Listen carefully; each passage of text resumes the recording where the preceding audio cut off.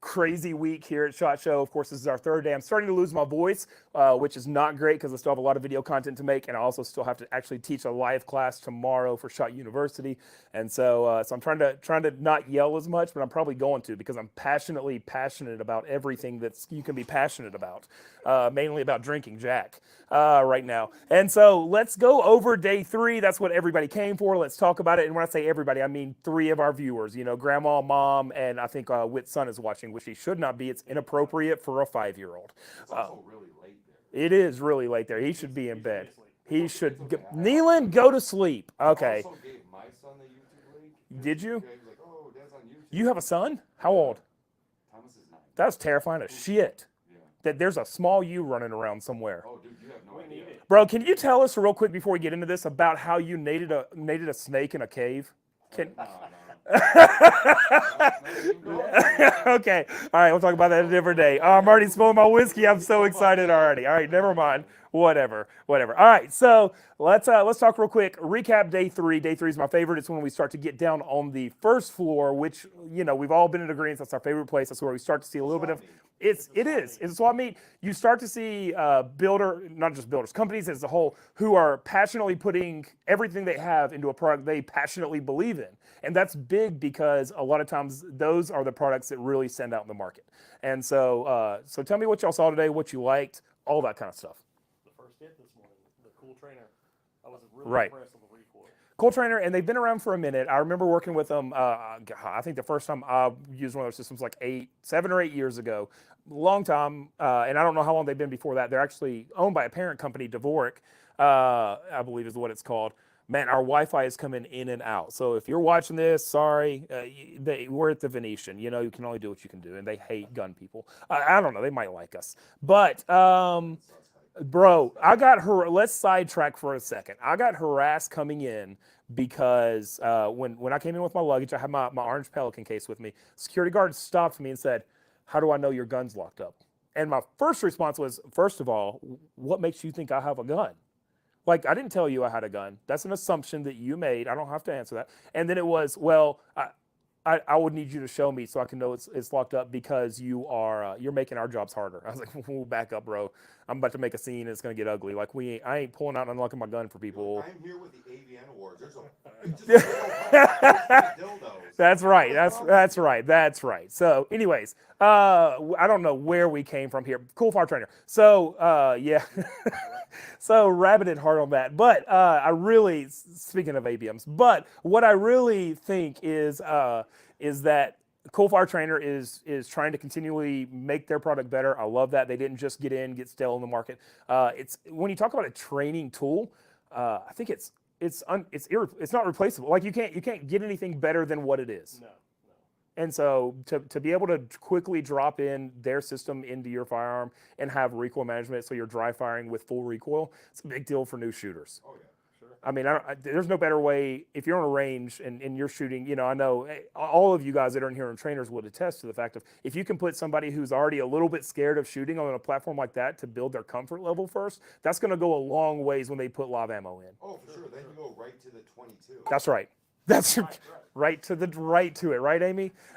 Jamie's not in the room today, so we're gonna talk major shit about that. And she's not watching either. That's right. If you weren't here yesterday, you didn't get to hear us fighting about 22 versus 9mm as a EDC cartridge, and that's just a whole whatever. We'll get into that again, I'm sure, later. All right, what else do we see? Michael, what did you see today that you liked on the floor? Shadow System again. All right, every time. Every single time. Shadow System still one of the absolute best handguns down. Agreed. Yeah. Absolutely just amazing. So I haven't used their stuff a whole lot. I've used it some, but everybody that I've ever talked to that I know Whit uses it passionately, right? 18. Yeah, just absolutely loves it. I mean, I've yet to hear anything bad about Shadow Systems. Just right out of the box, the trigger feels amazing. Right. So Yeah, which is super cool. Let's see. Other than that, the one thing that I like today, and they were going to bring over a tester, but that's okay, is the Black Steel, which is a hang on, let me stop over something here. Sorry, Black Steel, which is what they call it, a folding grip pad is what they call it. A gas pedal is what we call it if you've been in the industry for a minute. But for those of you new viewers, it's a folding grip something. But super cool. The way they built it out. But the one thing that I really liked about it, and you can go on our YouTube, check out the video. What was cool is field stripping a Glock just became infinitely easier. Oh, yeah. Oh, it's absolutely crazy. Speaking of the devil, he just walked in. We're gonna get to it in just a second. Can you tell me that? Let's not get into it yet. We'll get into that in a minute. But we'll show you what that looks like. What I don't want to do is, because we have some special guests today, I don't want to mess up their stream. They're streaming along with us. So Meet the Pressers is here in studio with us. And so they're streaming as well. Say hi to all their fans. Hi to all their fans. Say hi, Whit. Okay, yeah, we love having visitors. And so while I'm good with breaking rules, I don't like to get other people shadow banned for no reason. And so we're gonna hold off for just a minute on that. And what we'll probably actually do is end up doing that on a separate deal, if that's cool. But I do want to talk about it, and I'll catch up with you here in a second. But it's super cool product. Number one, it's to help mitigate recoil, right? We talked about, again, we're going back to yesterday's conversation. It keeps coming full circle, but that 22 versus 9 or 380 for your everyday carry, big deal. Having the confidence to have a recoil mitigator like that and be able to carry a larger caliber, Well, it gives you stopping power. As being a trainer, if you're using that, it gives you that first-time shooter literally a place to say, hey, this is where your thumb's supposed to be. There's So, direction. yeah, there's direction. You can literally just make sure that, hey, here's where your thumb's supposed to be. If your thumb's not there, you're wrong. Right, that's it. So it just helps with that aspect. I love products like this because they are they're simple, right? And I don't mean that ugly, but they're simple products. But they're products that somebody took the time to go ahead and make happen and put into production and put into production well. I love that it folds. So it's just, even though, when it's out, that piece is sticking out right in front of your trigger. Whenever you put it in your holster, it slides right in and it doesn't affect it at all. So it's going to fit in any holster. Incredibly great little tool that I love there. So those were some of the favorites that we saw on the floor today. Was there anything else that really stuck out to you guys today that you saw? I know we talked about a couple of things this morning at breakfast, but I don't know if you saw anything else. Well, Holosun's red dot, They're thermal. the thermal and the Bluetoothing between the two. That's right. That was an interesting concept. I don't know if you saw it yet. So it's basically I've seen it. yeah, it's a module that M-locks, or that goes on the bottom of your rail, and sends a wireless signal up to your site. And my only concern there is, you start adding too much technology, it's something that's going to break, right? Well, that's why red dots are difficult when you put them on an EDC. Like, it's Right. eventually a battery wears out. That's right. It's going to go out. My EDC doesn't see the sunlight a lot unless I'm training with it. Correct. So if even if you go with something that is a solar, battery, charging battery, it's just not. It's not the right thing. So, anyways, SHOT Show day 3. Like I said, still love getting on the floor. We'll be on first floor again tomorrow. I know we've got several other ones tomorrow that we're looking at. One that we talked about this morning, and I've got to look at my notes here. But I think it's REAP. Does anybody know REAP? REAP. It's REAP Gunworks, Rifle Works, something like that. I can't remember. But essentially, they've made a kit that turns your AR into a bullpup. Yeah. So we'll check that out tomorrow. It's a lot of little stuff like that on the first floor that I really love walking around seeing. So if you got something that you want us to see, make sure you drop that in the comments. We'll go check it out tomorrow for sure. We're trying to continue to get coverage and make sure that we're bringing all the stuff that you guys want to know about. All right, well, we're gonna do some tradesies here. Like I said, we've got somebody I'm pretty excited to have here. We've got Meet the Pressers. I'm gonna let y'all swap on in here for a second while I get me a sip of whiskey. I know, Michael, here in a minute you're gonna have to run because you think that Rob Pincus is cooler than us. That's what I've been told. Is that you think that we're not as good as him? I think that the rip in your pants actually shows how butthurt you Oh no, is there a rip in my pants? Don't look at my pants like that. That's fine. It brings in the viewers. You wouldn't understand. But no, so you've got the Rob party tonight. Is that right? No, you also have it. Okay, so we have the Rob party So does this guy. right. Have you gotten your official invitation yet? No. No. Okay. Well. He knows it's in my phone because I have the ones that have all the invitations. Like that's good friends right there. Good to know people. Yeah, exactly. Here, I'll scoot this to you. Pull it up, and you can pull it to you so you can get comfortable. Lean back and get comfy. All right. Tell us about yourself. I want to know everything about you. Welcome to the show.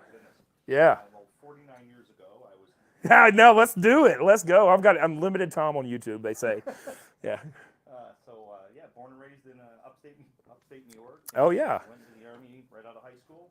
Married young. We've got 4 kids, 10 grandkids. And, Wow. Yeah, a small little. What's it? What's grandkids like? You know this thing, you sugar them up and send them home. It's pretty- that sounds awesome. Yeah, it is. I keep trying to do that to my kids, and they keep just coming back in the front door every time. Yeah. I put them to bed Just after that. right, it's terrible. I love my kids, but yeah, they get sugared up. Now, tell us within the industry. Tell us about Meet the Pressers. Tell us about what you do, what you cover, all the stuff that you love, all that. So I started a training company about 15 years ago, doing training just in upstate New York, Right. and that transitioned into doing more training nationally as a national instructor for UTM, Taser, Saber, Pepper Spray, NRA, USCCA, and during those travels, Clinton Macro and I started becoming more friends, and then eventually we ended up starting Meet the Pressers. Awesome. We're in our 6th season. We've been on IMDb listed TV show Right. for the whole time. We just got picked up on Apple TV, Roku TV, and Fire TV. Congrats, that's big. Yep, so we're on there every Wednesday night. Actually, it just ended tonight's episode just played. Did it really? Okay, cool. Yeah. So yeah, and we just like interviewing people. I think Clint said we're over 300 guests so far, and That's amazing. yeah. So we're trying to fight it. We came into it at the point where you got all the suppression happening, and, Right. You know, all the junk that the liberals put towards us. Right. So it's a bad opportunity at the time we came in, but we didn't do it to make money. We did it more than anything just to meet other great people. That's right. Learn from them, network. Isn't it funny how that works? Like that's one of my favorite things. I don't. Have you been on camera before you? Oh, sorry. Before you came in to Meet the Pressers, I just killed them a little bit. Oh my God! I've killed the guest. He's just murdering them. Yeah. I really want to take over his show. I figured if I can get rid of him, I can take his show over, and it's fun. Welcome to Luke. Hey guys, I'm Luke from Meet the Pressers. Let me introduce you to my show. No, but did you do on-camera work before? Like, No, not really. I mean, I've done I've done a lot of training as Right. far as in the computer industry. I've taught people, and I've spoke at different events. So I had that in the background. And Right. I just kind of I like doing it. I love doing it. Right. That old adage that if you love something you do, you never work a day in your life. that's right. And being on camera, I was an extra in a couple movies back in the 90s. Oh, tell us more. Were they what kind of movie? Were they also movies in here in like a room like this? Did it look like Prince's room? I need to know. Okay. They were Puddle Cruisers, and also December, the bombing of Pearl Harbor with Will Wheaton. No way. Okay. We filmed in upstate New York. I was out of Army on leave back in the 90s. Right. Up visiting family with Okay. the wife and the kids, and I saw it come up, and I was like, hey, what's next? So Sweet. Went and slipped on some clothes that didn't fit me, and was an extra in the movie. And the funny thing is, though, fast forward all these years, to get an IMDb credit, the show is what got us the platform on IMDb. No way. Clint's been in the Right. industry. I mean, Clint was in the Don't just slip past that like you didn't say it. No. So he had already established his creds. Right. Back in the 90s, Okay. Where I had some creds, but they were never anywhere. Right. So once the show happened and the show became IMDb certified, then I was able to put those 2 extra positions in there. So if you look at my IMDb, it's Meet the Press for Right. the past 6 years, Right. 5 years. And then at the very end, it's like, oh, he was an extra. Oh, he meant nothing. Yeah. He was an extra in Meatballs when they were filming it. Right. Yeah, exactly. Speaking of meatballs, Speaking of. if you ask Alexa, play Meet the Pressers, it says, we cannot find Meet the Pressers. Right? And So it it's doesn't recognize you. Yeah, right. It's like, I've been Oh, trying to get that fixed so yeah. people can actually play our show. Right. How do you get that fixed? Like, who do you call to fix Alexa like that? Like, what is it? Obviously, I don't. Okay. All right. Yeah. No, I don't think you mess with that. So, being from New York, obviously, and being in this industry, you probably knew I was going to go here, but like that's a disaster, right? Just every day, is it a constant battle there? You feel like for our industry? It is, and I mean, one of the good things, and we see this across the country with the CCA. Well, I should say more so with the Bruin decision last year, 2 Junes ago, 2022. Right. That helped a lot of states be able to open it up. Where now they got rid of the proper cause. You don't need a reason. Right. As long as you got a heartbeat, and you don't have a felony. The federal 926.18 code. Right. So that was a plus for the country, but it wasn't for New York, because New York doubled down. Okay. You know, you got June, Bruin decision happens. You got July, they pass the CCA. You got September, it goes into effect. Right. And then you got November, where she gets elected. Right. You know, Karen Holmes. Oh, yeah, we know. Yeah. Kathy, So- but yeah. Yeah, so she gets elected, and it's. But she is a Karen. Yeah. she Yeah. is. Yeah. That's why I Sorry. always say that. I don't know. No, Yeah. that's good. Yeah. And then, so we're fighting it in court, obviously, with GOA and Right. all the other organizations, and that's really the only way to do it. Do And you- vote. People gotta vote. I mean, I've been preaching this all the interviews That's it. I've been doing, and my vote doesn't count. It counts. If everybody said, you know, oh, they must have called 911. Somebody must have called 911. That's a horrific accident. Right. Well, if everybody has that attitude, what if nobody calls? No, what if nobody 911? calls? Right. The person bleeds out and dies in Well, an accident. and it's a conversation we've had all the time is, you know, in Tennessee, which is where I'm from, obviously it has been a red state notoriously. Obviously, that's changed. Things are changing with the big cities. But realistically, we have a lot of people that are just kind of live in the middle. And it's those live in the middles that are like, they don't want to be loud either way. And they even when you talk about voting, it's, you know, I'm in the middle. It's not going to matter. Right. And that's the problem with where we're at today is I think we as a country, and I think we all know this, is we as a country have a massive amount of people that stand for what we stand for, but getting them to go and actually put that on paper has become difficult. They don't think it's that it really matters what they do. That's right. They're just like, you know what? It doesn't matter what I do anyway, so I'm just not going to do it. Yeah, we just we interviewed Don Jr. earlier. Okay. So how did that go? Tell us about it. It was phenomenal. Was it? Great. It was really cool. So we had Cordova and Public Square were on the show to talk, and Right. he's like very pro for them, and I think he invested in them as well. We had both the CEOs from both those companies on to talk about their platform Right. and how to help conservatives, and there's a niche and a need in the market Right. for both those companies. Absolutely. So he came on and talked about it, and we hit on that. You know, it's just the whole mindset of people not wanting to get involved, especially. He said it. He said, like, if they can do what they did to my father and what they've done to him when he just tries to open a checking account in Florida, they're like, well, we don't want your business. Right. It's like, it's a legal business. Good moral, like John Korea says, good moral, prudent people, and you got these organizations. I mean, that's discrimination in Right. its face. Right. Where do you see, you know, when we look at we're not going to talk politics the whole time, I promise. We're going to get back into SHOT Show in a second. I didn't mean to go this route, but we're here now. Let's take over the world. Yeah. Let's really get into it. Let's see if we can get kicked off YouTube by the end of the day. So It's when actually not recording. It's like- yeah, no, it's like, that's no, perfect. That's even better. So when we talk about the entire country as a whole, obviously New York's a shithole. But when there's several other shitholes in our country as well. When you look at it from your standpoint, and obviously you know you live in New York, so I don't know if this alters your decision, but where's the worst place right now for someone in our industry to live? I think it's a gamble because they're always just looking at each other. Like you see after the SAFE Act of 2013 in New York Right. State, how many states ended up saying, oh, because Cuomo wanted to be the first one to put that Right. out in 2013. You get that happen, another state goes, oh, you know what, we can do that. You got Massachusetts now with the stuff they're putting out. Mhm. You got Connecticut. People in Connecticut are fighting against their government.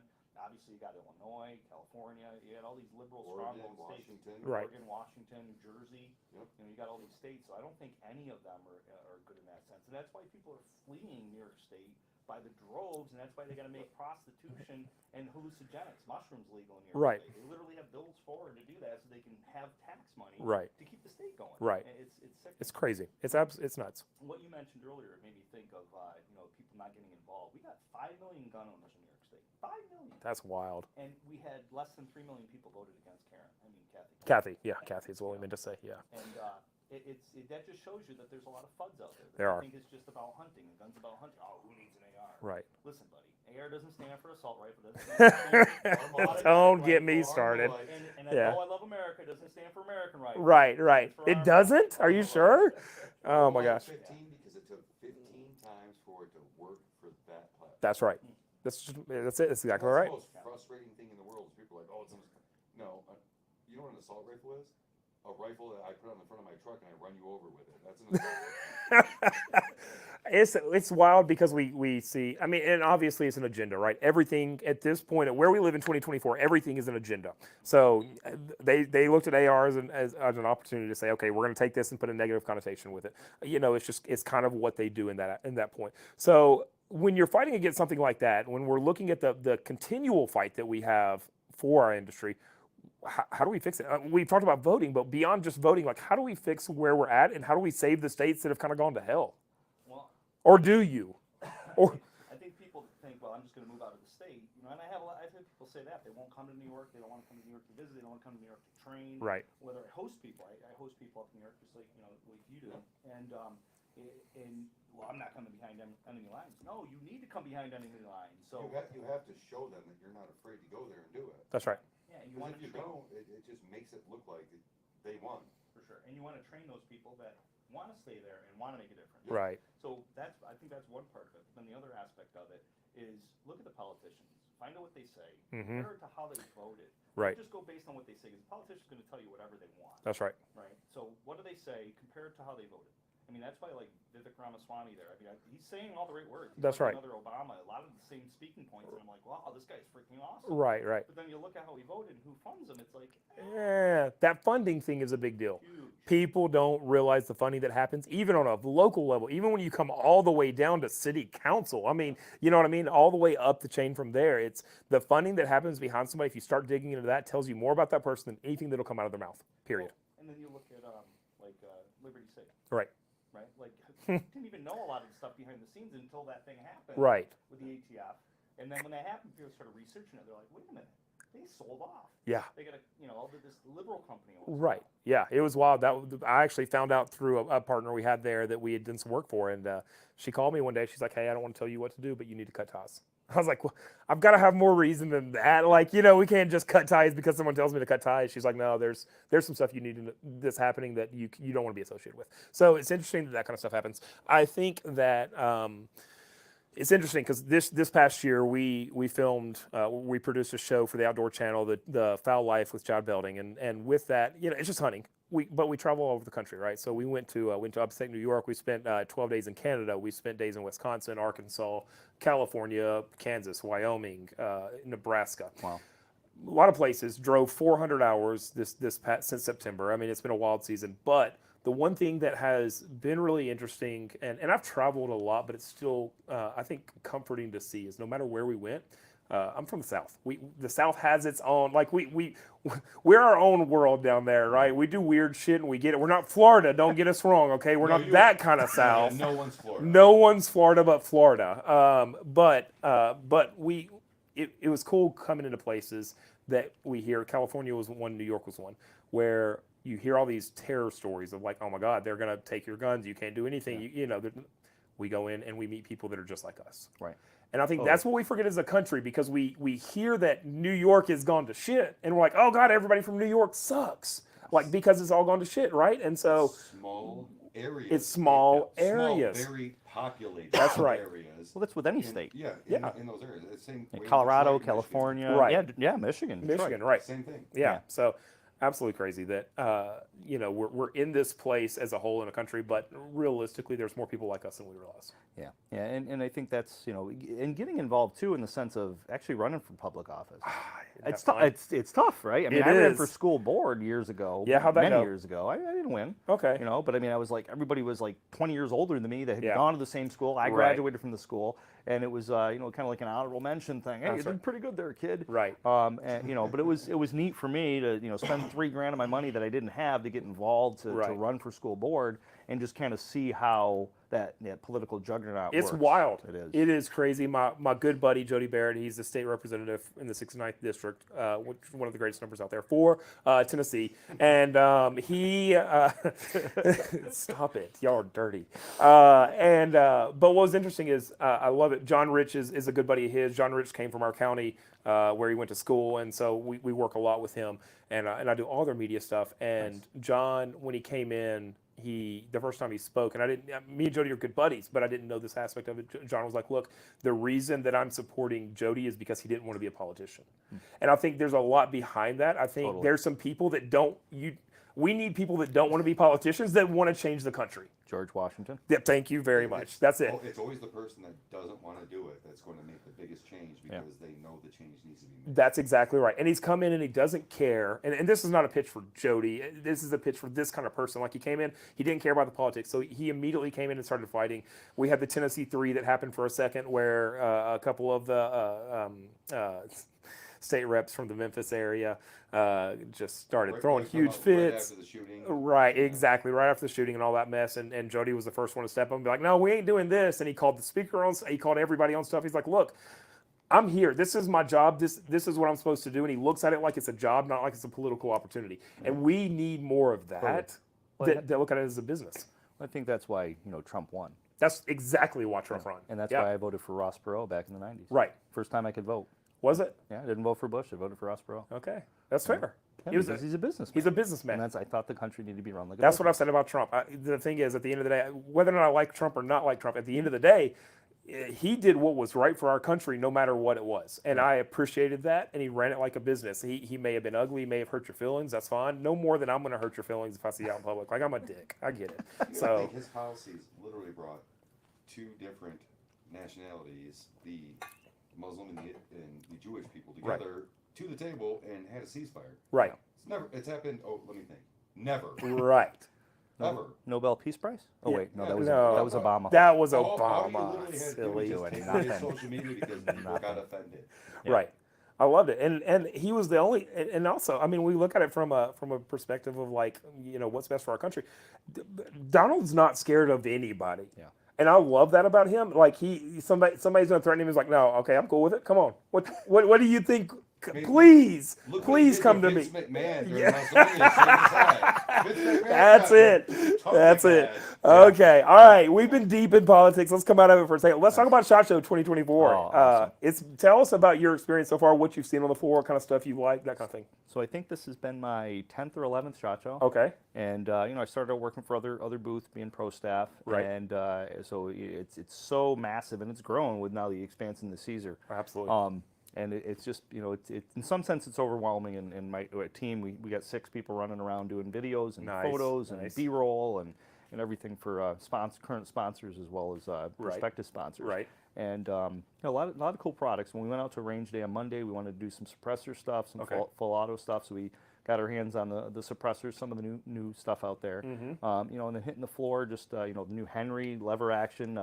5.56 Right. and 9 mil with the PMags that So it can take. here's Crazy. one thing, and I love Henry. So this is not at all. When we picked up the Henry 5.56, Mm-hmm. it burnt the ever loving shit out of my hand. I've never touched a barrel that hot in my life. It felt like I touched a suppressor. Interesting. Isn't that weird? It wasn't that way on the non. I've never had that problem on another Henry, but on that one, when we touched it, Whittle attests as well. Burnt him, just about burnt through his glove. It was the Wow. hottest barrel I've ever touched. I don't know why, but that said, I love Henry. I absolutely. I mean, they're a standard. Even Smith and Wesson's trying to be like them. Yeah. Right. Right. Yeah, we start on that. Right. Yeah. Right. And Yeah, so, I'm doing a 4570 lever action build, or not Okay. build, I shouldn't say build, but a project. Right. With a Henry 4570, and then we've got a primary arm scope. Right. We've got Hornady ammo. We've got a Tactical Life suppressor. And Nice. I'm basically using Mantis to check muzzle rise prior that's to awesome. being suppressed and after being suppressed. Let's talk about Mantis because that's your world, right? Yeah. And so we haven't done. We were supposed to. I think we meet with him on Thursday or Friday to do some video content for YouTube. But Mantis has always been one of my favorite products out there. We talk a lot. We've talked a lot here about training and what training, all the different aspects of training. I think Mantis plays such a massive part in training that people are overlooking. And it's getting better, right? Totally. One thing that I loved about Elise at Mantis, they're I think she's the marketing manager, right? exactly. So Elise, when she came in, 3 years ago, 3 or 4 years ago, About that. she basically went through and found anybody that has ever posted a YouTube video about a gun. and was like, "We're gonna send you something. Please make us a video." Yep. I love that because it inundated the market with Mantis. Yeah. And I think that needed to happen because if you're going to sit at home and dry fire, there's not a better way. Or if you're going to go to the range and shoot, there's no better way to see what you're doing and what's your technique. Because we've all had the off days, right? I talked about it yesterday. The time where I wasn't shooting as much as I should have been. I went out and all of a sudden I'm shooting low left. Yeah. Hate to admit it, happened. It happens to all of us, or at least that's what I tell myself. Don't say anything different. But immediately throwing the Mantis on and being like, okay, let's see what it's reading, because you can't fight with something that is that accurate. Well, I think people have a misconception that just dry fire training without any kind of feedback on that is good. And Right. when dry fire is good, I mean, you could sit there all day long and point at doorknobs, light switches, and pictures of relatives on the wall that you don't like and dry fire all you want. But if you don't have any feedback telling you how well you're doing, you could be building bad training scars. That's right. So Mantis gives you that feedback of how well you're doing. And Mantis has been a sponsor of Meet the Presser since the beginning. They're That's awesome. one of our prime sponsors since the beginning. So great company, great people, always coming up with new innovative things, always trying to make what they have created better Right. based on user feedback. I mean, what could you ask for more, right? Right. But the just the ingenuity behind the products and being able to use those products, we came up with a statement: it helps shooters suck less. I like that. And they kind of use that in their marketing now Yeah, because yeah. we Clint and I came up with that in the beginning. I don't remember which one it was, but one of us popped Right. it off and we're like, it's actually pretty good. It So- was you, wasn't it? Yeah, Yeah. well, maybe. Screw But- Clint. He's not here. He's not even Kim microphone. Yeah. Literally listening. Yeah. He okay. might be. He just landed and this text started flowing. Oh in. yeah, yeah. But yes, so it helps shooters suck less, and Right. and that's the big thing. And so you notice you got the gun. It's telling you what kind of XY axis that muzzle's moving before, during, and after the shot. Like taking that photo, the Right. the I don't even know what they call it, but the active photo where you take the photo and it shows you a little bit of movement before and after. It's kind of like that. Right. It takes a little screenshot of before, during, and after the shot to tell you how that muzzle moved during that process. Right. So it doesn't matter what you're aiming at. Whatever you're aiming at, be as stable as you can while you press that trigger, while you go through That's that right. full trigger press. And that's that's the important part, because you get somebody who's over too much trigger finger, too little trigger finger. You're anticipating the recoil, you're healing it, whatever, and it's going to tell you that. Now they've got other the Laser Academy, and now they've got a new simulator coming out where you can actually get that feedback, because people want that too, Right. You want to see where that shot impacted, kind of thing. The Peanut gallery? the more cooked version of Creekside Consulting is waving at me. Do you have something to tell me, Curtis? Party time. Oh, you got to go. Okay, we've got to say bye to Michael. He's got to go to Rob's. Yep, we've got Charlie here. We've got another guest here, riding shotgun with Charlie. Sorry, I haven't even got to meet him yet, so I'm just going to bring him straight on the podcast and meet him right here. That's what we would do. Michael, thank you for being here. Keep that. Aw, Oh, that's sweet. He gave you a holster. Creekside, baby. He hasn't given me shit. Herpes. I hope you trip on the way to Rob's I thing. actually Herpes. Herpes is the only thing that he gave me, but that's beside the point. I think, Michael, or I think you might be needing. Oh, a microphone. Y'all want to put a microphone on him? Yeah, we like them. Yeah, y'all put a microphone on him. We want to hear him talk. Yeah. Do you want mine, or do you have another one? God, your mic is murdering me. I'm sorry. It doesn't, I don't know that it gets better. Long black. Oh, I like that. Oh my. Riding shotgun with Charlie. Yes. On YouTube, right? Y'all know each other. Yeah. Right.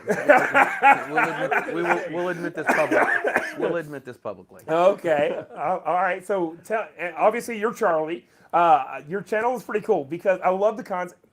So I know we've never got to meet. My background is I am a producer. So I own a production company. We produce content for everybody that you can ever imagine. I've been doing it for 20-something years. We've been with everybody from ESPN to Miss Universe to everybody in the outdoors industry. Been across the board. This is my fun land, right? And so your concept is for your YouTube channel is actually one of my favorite concepts in the entire world. It consists of throwing a couple of GoPros or Osmos up in your car and rolling around and talking.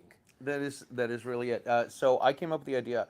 I didn't come up with the idea. I stole the idea from James Corden with Carpool Karaoke. Okay. And he's chubby and he's English. Okay. And I'm chubby and I speak English. Right. So That's I'm like, what yeah, a this- great common ground. Right. This can't be that hard to do. Yeah. No, I dig it because I think I've always thought. In fact, I pushed Chad in our show this year to do that for one of his segments. I believe that the most honest and fun conversation happens while you're riding around in the car.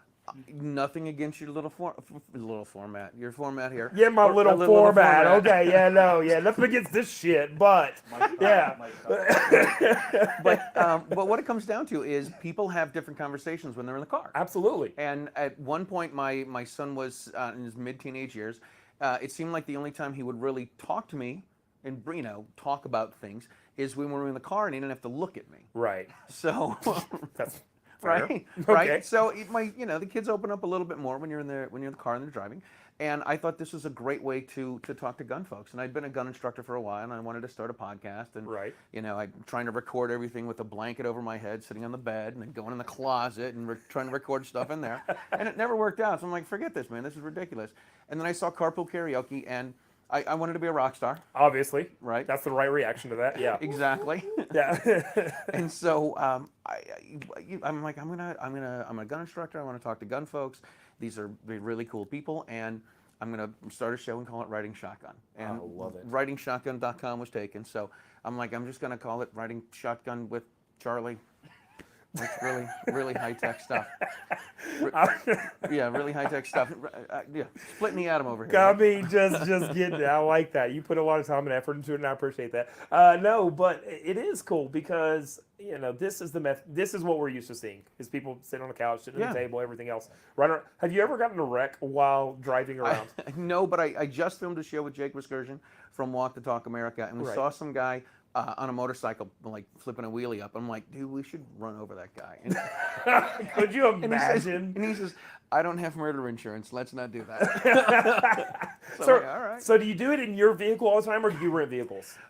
If you, it all depends. Okay. It all depends on where I go. So I've done show. When I started doing the show, I had are you ready for this? A Nissan Sentra. Yes. Very uncool. Very uncool. uncool. Yeah. But it was paid for, so I got better gas mileage. So. That's right.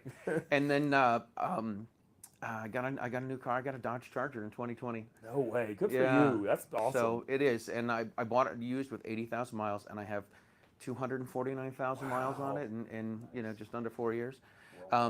Yeah, and I've driven to Sioux Falls. I did a Mag 40 class, and on the way out to Sioux Falls, I did a show in Indiana. I did a show in Iowa, then 3 in Sioux Falls, 1 in Nebraska on the way back, and 1 in Kansas on the way back. So do you ever just stop and get random people to get in your car? I think that would be my flaw with this. Is like it would be like a free candy jump, kind of thing. Right. Right. Is that what happens? No, Tell us the truth. I've never picked up strangers. What's the weirdest thing that's happened in your car while recording? Can we get The weird, nothing. I don't think I've had anything really strange. I've had microphones. The cameras fall. Oh, yeah. The suction cup comes off, and yeah, I've had that happen. I've had the microphone stop working. I did a show with somebody one time. I got the 3 cameras lined up. Everything's going really well. And this is when I realized I was a bad instructor, because I told the guy, I said, there's a button on the top that's the start button. I need you to push it down. So he pushes it down, and the camera went from this to this. Yep. So I went from having him framed here to having him framed from nice? Just a good right. Look at my eyes. Yeah. Exactly. From the mustache area, from his mouth on down. I'm like, Yeah. I can't use that. Can't use that video. So Right. I have to do a little bit more creative editing then. Right. Yeah. You've piled some people in your car too. You've had a couple where you've recently, I think, right? Or maybe not, but A couple years ago, I did some shows at a Florida Carry event, and I did essentially a greatest hits. Right. I had John Petrolino in the front seat. He's a full-figured man, if you know what I mean. right, So- right, not small. Right. Sorry, John. And then I had Danny and Cheryl Todd in the back seat with Patrick Collins, and we had Amy Dillon. Do you guys know Amy Dillon? Yeah. 4 feet, 4 feet and 10 3/4 inches. Right. Tiny. We had her lay across everyone's lap in the back because there wasn't enough room in the car. And it's great. We're driving on the road in Florida. There's a cop right next to us. We got a carload full of people. Man, that's awesome. No problems, no issues. problems. Everything was fine. That's fun. I'll tell you, so during COVID, I'm a people person. I've got to be around people. And obviously COVID happened and shut us all down, and I was stuck with my kids and my wife. And that was rough. Now, I love my wife, don't get me wrong, and I love my kids. I love my kids. The coolest kids ever. But, they're kids. Their kids are kids, right? So I was going crazy. I was like, you know what? I'm going to drive Uber. That Oh was my my big gosh. idea. Yeah, well, I love driving and I love people. I was like, this might be fun. I didn't need the money, but I was like, I'm going crazy. I'm going crazy Right. stuck in the house. And so I started driving Uber during COVID, which was weird anyways. The day that I stopped driving Uber is when I'm driving down the road and I look in my rearview mirror and clothes are coming off of the people in the back of my Jeep. Oh my. I was like, You whoa. right there. With me right there, they did not care, and I didn't stop them. I was like, you know what? I'm getting a tip today, boys, and so is she. So you know what? It's they just Maybe more. Maybe Expect maybe. that New York City, not Tennessee. no, Right. dude, Nashville's wild. Have you been to Nashville recently? Yeah, not recently. Oh my God, it is bachelorette's like capital of the world. You would not believe what Nashville has turned into. It's absolutely nuts. I used to play in a band down on Second Ave in Nashville, and my daughter goes to college there. Okay, Belmont, right? She goes to Belmont. Yes. Okay, yeah, of course. Yeah. Yep. This is why I went out and started doing Uber as well. Okay, that's fair. Yeah. So you're driving around Nashville. This was great. I'm going to say this because my ex-wife doesn't watch any shows I do, and my kids don't either. But of course, I send my daughter a link. I'm like, hey, I'm about to go on the show. Right.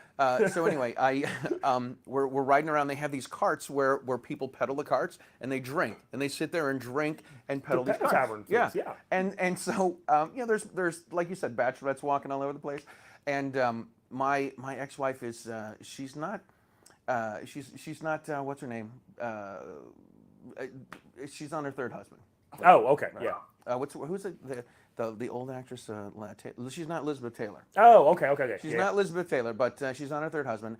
And so my wife or my ex-wife was like, she's like, Sophia, people don't really get this excited when people really don't go out and do this. And I'm like, well, not for their third wedding, they don't, but maybe for the first wedding they might go out.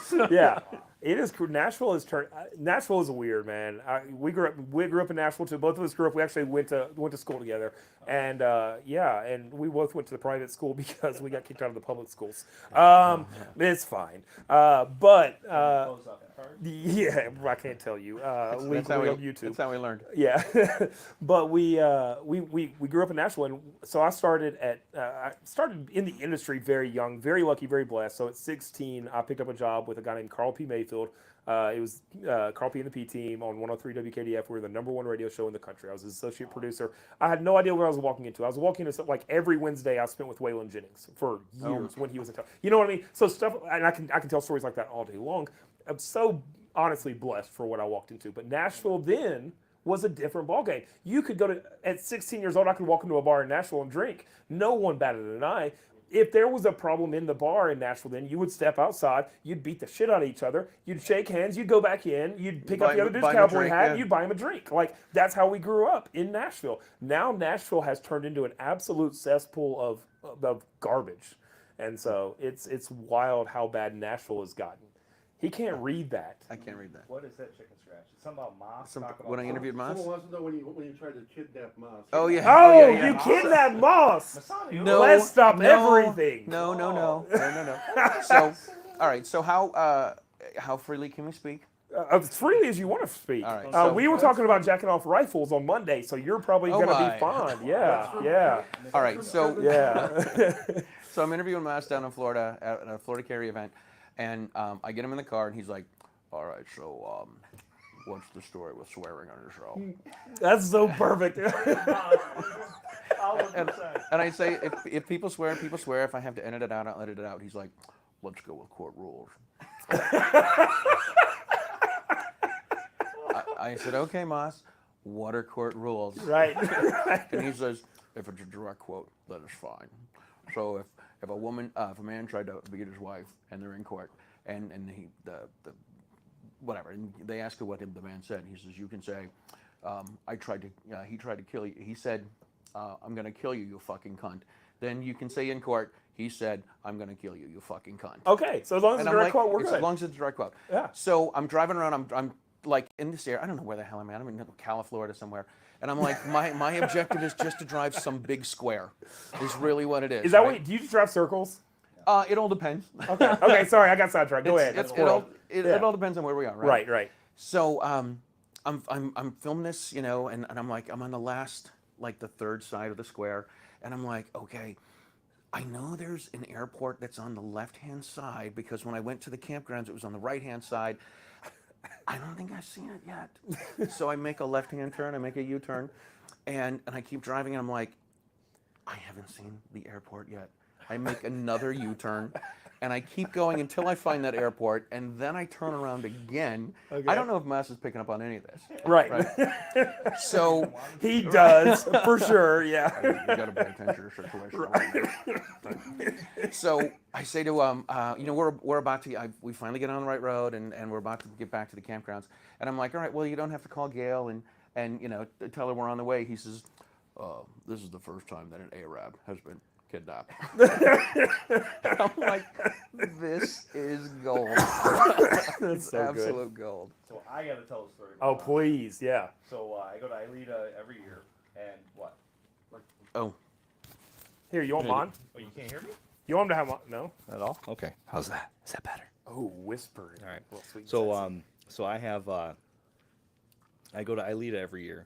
Or I haven't gone in a while, but when I go and I see Mas, and every year celebratory, hey, let's get a photo, Mas. We go up and do a selfie, and right after, this was after he had the negligent discharge with a Right, revolver. right. I said, have your classes had any kind of drop or anything like that? He goes, no, it was just typical. An Arab shooting a gun into the air. That was Mas. Now he says that, and my quick witty response was, well, at least it wasn't an AK. And he goes, you fucker. That's racist. And like literally, I'm thinking because I didn't know him. I would get a photo with him every Right, year. right. We hosted him. Clint and I hosted him for the Deadly Force Instructor certification last year. Okay. And 2 years ago. And so I didn't know him. And I'm thinking he's pissed at me. But then years later, I'm like, oh, he's not pissed. He don't care. No, he didn't care. It's just But who it he was is, just funny as hell. Yeah, it was funny as hell. absolutely. Like he said that, I'm like, oh, I think I offended him.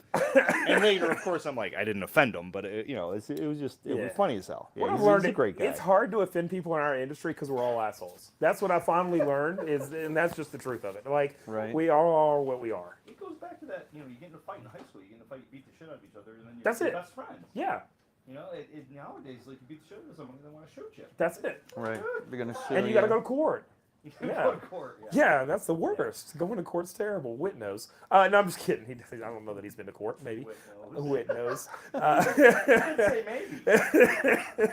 We've all been to court once Look or at the twice. smile on his face. It I says, know. It yeah, says a lot. probably. Says a lot. It's that the statute of limitations is passed. Right. He said we're good now. Yeah. Hey, so we've gone around the globe here a little bit with this conversation. I want to come back and let's talk about. Well, first, before we get into this, let's talk about SHOT Show for you. Obviously, you've been getting to walk around, see cool stuff or not cool stuff. No. Oh my God! There's You've a lot just been of driving around talking to people, haven't you? almost. Yeah. Okay. Almost. So one of the things that I'm doing this year is I'm doing live broadcasts from the Samson booth. Really? Yes. How's that been? Great. On Monday. On Tuesday we had Cody Wisniewski from Okay. FPC. Yeah. And then we had Jim Irvine from Faster Saves Lives. Nice. Today we had Ben. Oh gosh, I'm going to screw his name up. Ben Carrington from GOA. Okay. And then Stephen Wilford came by. And then I had Tony Simon from the Diversity Shoot. Nice. And tomorrow I'm going to have Alan Gottlieb from SAF, Yehuda Reamer, the Pew Pew Jew, and Robin Sandoval from Girl and a Gun. How's Pew Pew Jew? He's one I haven't really been around. Like. He's a Is he fucking good riot. people? Oh my God. I was at his house a couple years ago. We have this thing called AMCON. It's the Alternative Multimedia Conference, and it's the day before Gun Rights Policy Conference. But in 21, I think it was, we did 2 days of AMCON because they had a virtual GRPC. So I went to dinner at his house. He had a bunch of people over, Cheryl Todd and Katie Right. and the Locked and Loaded Latinos, and we're having dinner at Yehuda's house. We're breaking bread and the whole thing on a Friday night. So we leave at like 11:30, and someone shut the light off in the bathroom. So Yehuda comes running out. We're like, hey, well, Sarah, good to see you. Good to see you. Take care. Bye bye. He comes running out. He says, listen, I would never ask you guys to do something that I wouldn't do. Oh God, those are my favorite conversations that start like that. You know you're gonna get in some shit immediately. But right, I wouldn't ask you guys to do anything I wouldn't do. But would you guys come in and put the light on in the bathroom because somebody turned it off? It's- yeah, you can't- Right, you can't touch electronics. Yeah. Exactly. So somebody had to go in at 11:30, and I put the light back on in the bathroom. Oh my God, y'all should have just Funny. left it, walked, just let him really live in that moment. So is it hard? Sorry, we're all over the place, and that's fine. I like that. Tell me, for someone who's sitting and talking all day, obviously this in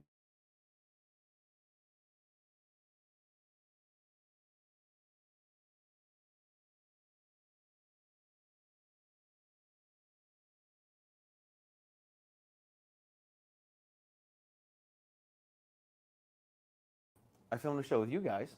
You guys on Monday. That's all the I had to borrow their car. Oh, Nice. Monday, yeah, we recorded on. Yep, on Okay. middle of range day. He took us Nice. around the desert. Did he? Desert, Did he yes. get weird?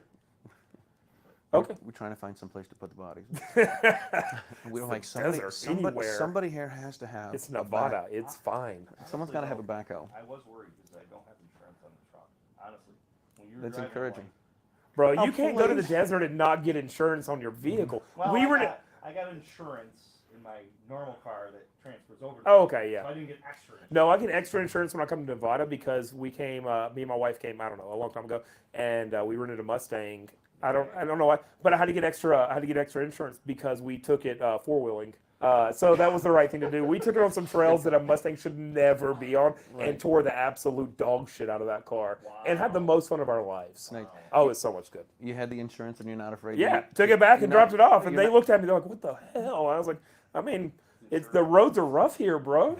I don't know what to tell Wait. you." I like to say you have the insurance and you're not afraid to use That's it. it. Yeah.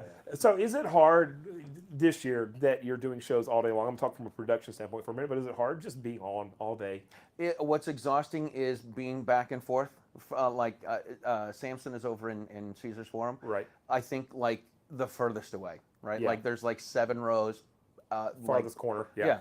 Yeah. And then coming back here for something, and then trying to catch up with everyone else. And I did a show with I filmed a show with Jake Excursion today from Walk the Talk America. So Nice. that takes a lot of time, and then you want to just go to the media room and compress. And I'm here with a couple buddies, a Mm-hmm. little entourage, and they're like they want to get the max out of everything. So Right. like we're gonna stay here until 4:45, and I'm like we're gonna get stuck in so many people. And and we get back to our room at like 5:40, and the other guy's like, "All right, so my hotel's about 10 minutes from here, Right. 10 or 15 minutes. Why don't you guys come meet me in a half hour?" I'm like, Right. "Dude, we're still 10 minutes from our room, That's right. and I just want to go get some rest." That's one of the biggest things I've learned at SHOT Show from a media perspective is, and this is the first year I've stayed here. This is where I sleep, which is awesome. But I've never done this before. It's way too much money. I can never afford it before, and don't tell my wife. But staying here has been great. But I'm also big about in the production world of like we have to be on all the time. People expect the best from us. They expect the best production from your camera guys. They expect Right. the best from us when we're in front of camera, right? You can't do that if you've beat the dog shit out of everybody all day long. You can't yeah. expect to be the best every day. There's not many people that can carry that. And so that's I mean, you talk to anybody on our crew. I'm big up last night. Everybody's like, "Okay, what time do we be there?" I'm like, "How about when you wake up? Let's just try that this year. Just when you wake Right. up, let's show up and let's do it." And I always get it at the press room as soon as it opens, and I sit down, I kind of decompress and get my thoughts for the day, do research, all that kind of stuff. But like, everybody kind of rolls in at their own time. And what I found is it's so much better for the team. It's so much you get so much better content. Everybody's so much more on their game. They get rest, and then when we're done, we're done. We used to come in. I used to work for a company called Rated Red. Rated Red was an interesting company. It was a digital media company. It was owned by Complex. It was actually owned by Hearst. So far left company bought this company and said, "We want you to be the we want you to build this audience within the heartland because we want you to do promotional material for Go90, which was Verizon's Netflix kind of thing, right?" So that's why we were formed. And so I was brought in, and when I came in, I was probably the only person who sat on the right side of the aisle of the entire, at that time, 20 or 30 person staff of this channel that was meant to reach the heartland. Like I could pull out a shotgun and he'd be like, "Oh, so that's a rifle." I was like, "Oh God, we are in a bad place here, right?" Well, thank God he didn't say, "Hey, that's an AR, isn't it?" Yeah, right. And so, but we used to come with them, and I remember the first time we came with them, we brought 3 crews, and they said we want to shoot 10 videos a day for every crew. We're pulling in 30 videos a day total. You want to talk about absolutely, here's my problem with that from SHOT Show. When you're covering SHOT Show and you start seeing a channel that's pushing out that much content, you're not getting the best out of that channel. Oh, sure. Yeah, because at some point you're just sitting there reading a script. You have no idea if the product you're talking about is even good. And so slowing down a little bit has allowed, I know on our end, has allowed us to slow down and actually spend time with the product and be like, okay, is this video that we're doing actually going to be good for the consumer? But it's hard, when you're sitting behind the microphone. And that's why I was Yeah, curious, because you're- everybody different. And I know you're in front of camera or, behind microphone or behind camera all day as well. What's it like for you? Do you feel like you have a hard reset time, or do you feel like you can go pretty? Well, my one of the problems. Oh, I guess we need. Oh, this for our jeez. live. We don't have enough mics. So yeah, I think you just corrupted my crew. 'Cause as you're saying that, they're smiling at me like, "You're a fucking asshole. These guys have been doing it for all this while, and they're a great crew. so, and you make me work until what? I run them I'm ragged. sorry. I didn't mean to do that. Like, what time we getting yeah. up? 6 o'clock. What time we got to be at the show? 7. 7. What time we done? Midnight. Like, they're like, you're killing me. Yeah, I'm sorry about I don't that. get I didn't paid mean enough. to. I lied about all of it. None of that's true. But yeah. no, I mean that's valid. I mean, we're here, we spend the money. I mean, this isn't a cheap, endeavor. It's not. It's very expensive It to get out is. here. I mean, in some sense, the dinners and the lunches, and there's some places you can go and get free alcohol. Thank you. You're welcome. But there are big expenses here in Vegas. So it does have to be a happy medium. And we interviewed John Lovell yesterday, and he really.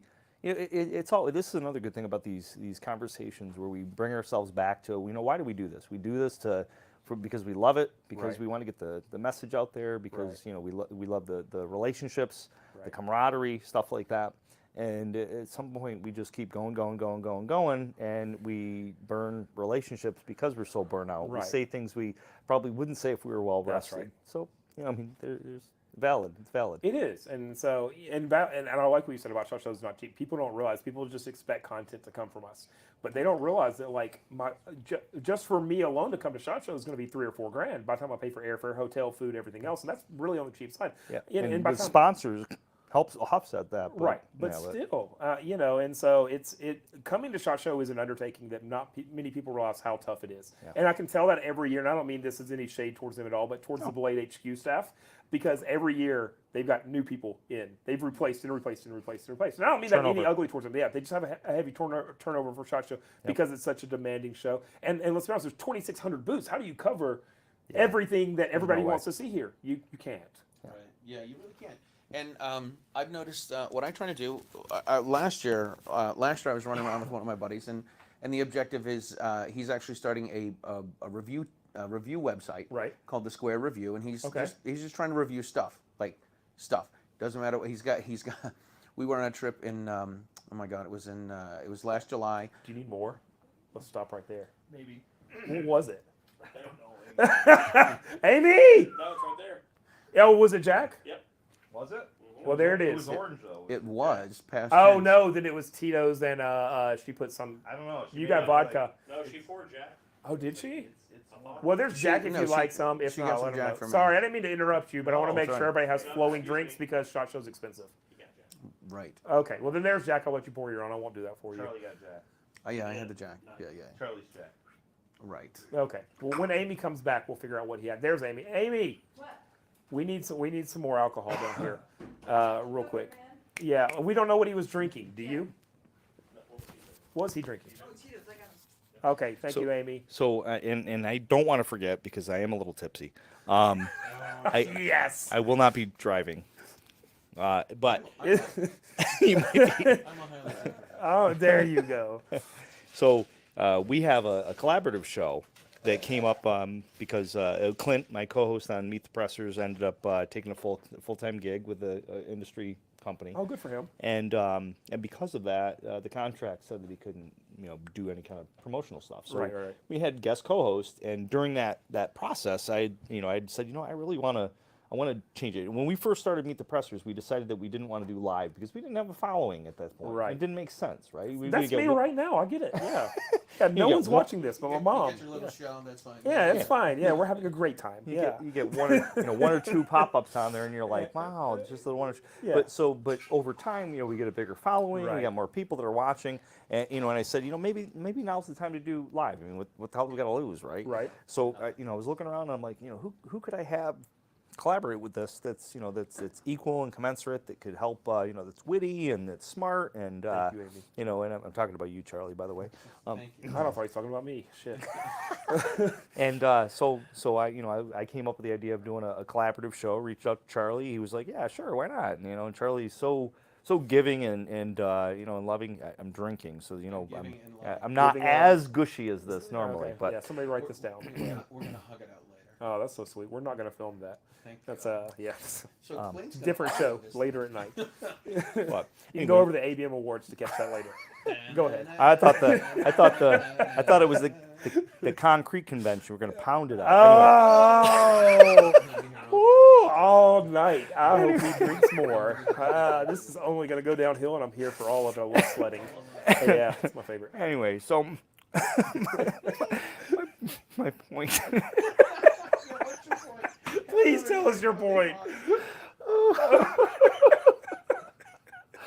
Okay. Shit. Was your Don interview this much fun? Your Don Jr. interview? No. So Don Jr. is much more fun to talk to when you had a couple of drinks in you.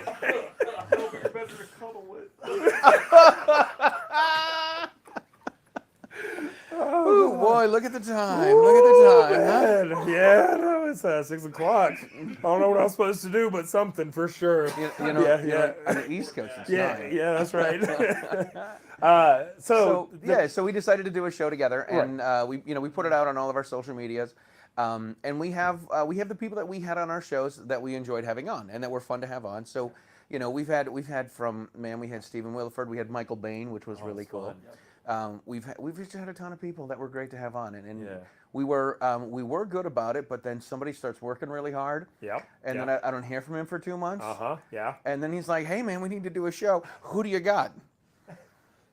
We need to do a show. Who do I have? Okay. This is the first time I've heard he was begrudging by it. Right. We are. I Having, love finding we are stuff having out a couple loud. of drinks. We are having a couple of drinks. Yeah. So so it's been fun. We've been doing. This is what's wild. We've been doing this for what, 2 years now. 2 years, yeah. Yeah, 2 years. So it's pretty cool. It's we get on streaks. It's like a lot of things. You do it when you can. When you find your time. You find you get a little more time Right. here, and training kicks in, and you're traveling around the country and everything. So then we do it a little bit less, Right. but then something happens, or whatever. Somebody's hot in the news, and we're like, hey, we had them on the show. Let's have them on again. Let's do a Yeah. live show with them. People don't realize that in our industry, for the most part, and obviously there's some caveats to this, but for the most part, most of us are working a real job so that we can do what we passionately love right here, right? Right. That's it. And so, and everything's different, but most people don't realize. Most people just, they watch the YouTube channels like, oh, that guy must make millions off of YouTube. God bless, let me tell you Monopoly something. money. At best. So one of my goals is I want to film a show in every state, Okay, and I've filmed shows in 34 states so far. okay. I had somebody, and my deal is this: for what, and I don't know, whenever it was, I said whenever I go someplace, I got to film a show. So I took my daughter down to college. She wanted to visit Belmont. Okay. I reached out to Hickok 45. I'm like, Right. hey man, you want to be I on the saw show? that. That was fun. He's a good dude. He's a great guy. Yeah. Shockingly, we went to Cracker Barrel for breakfast.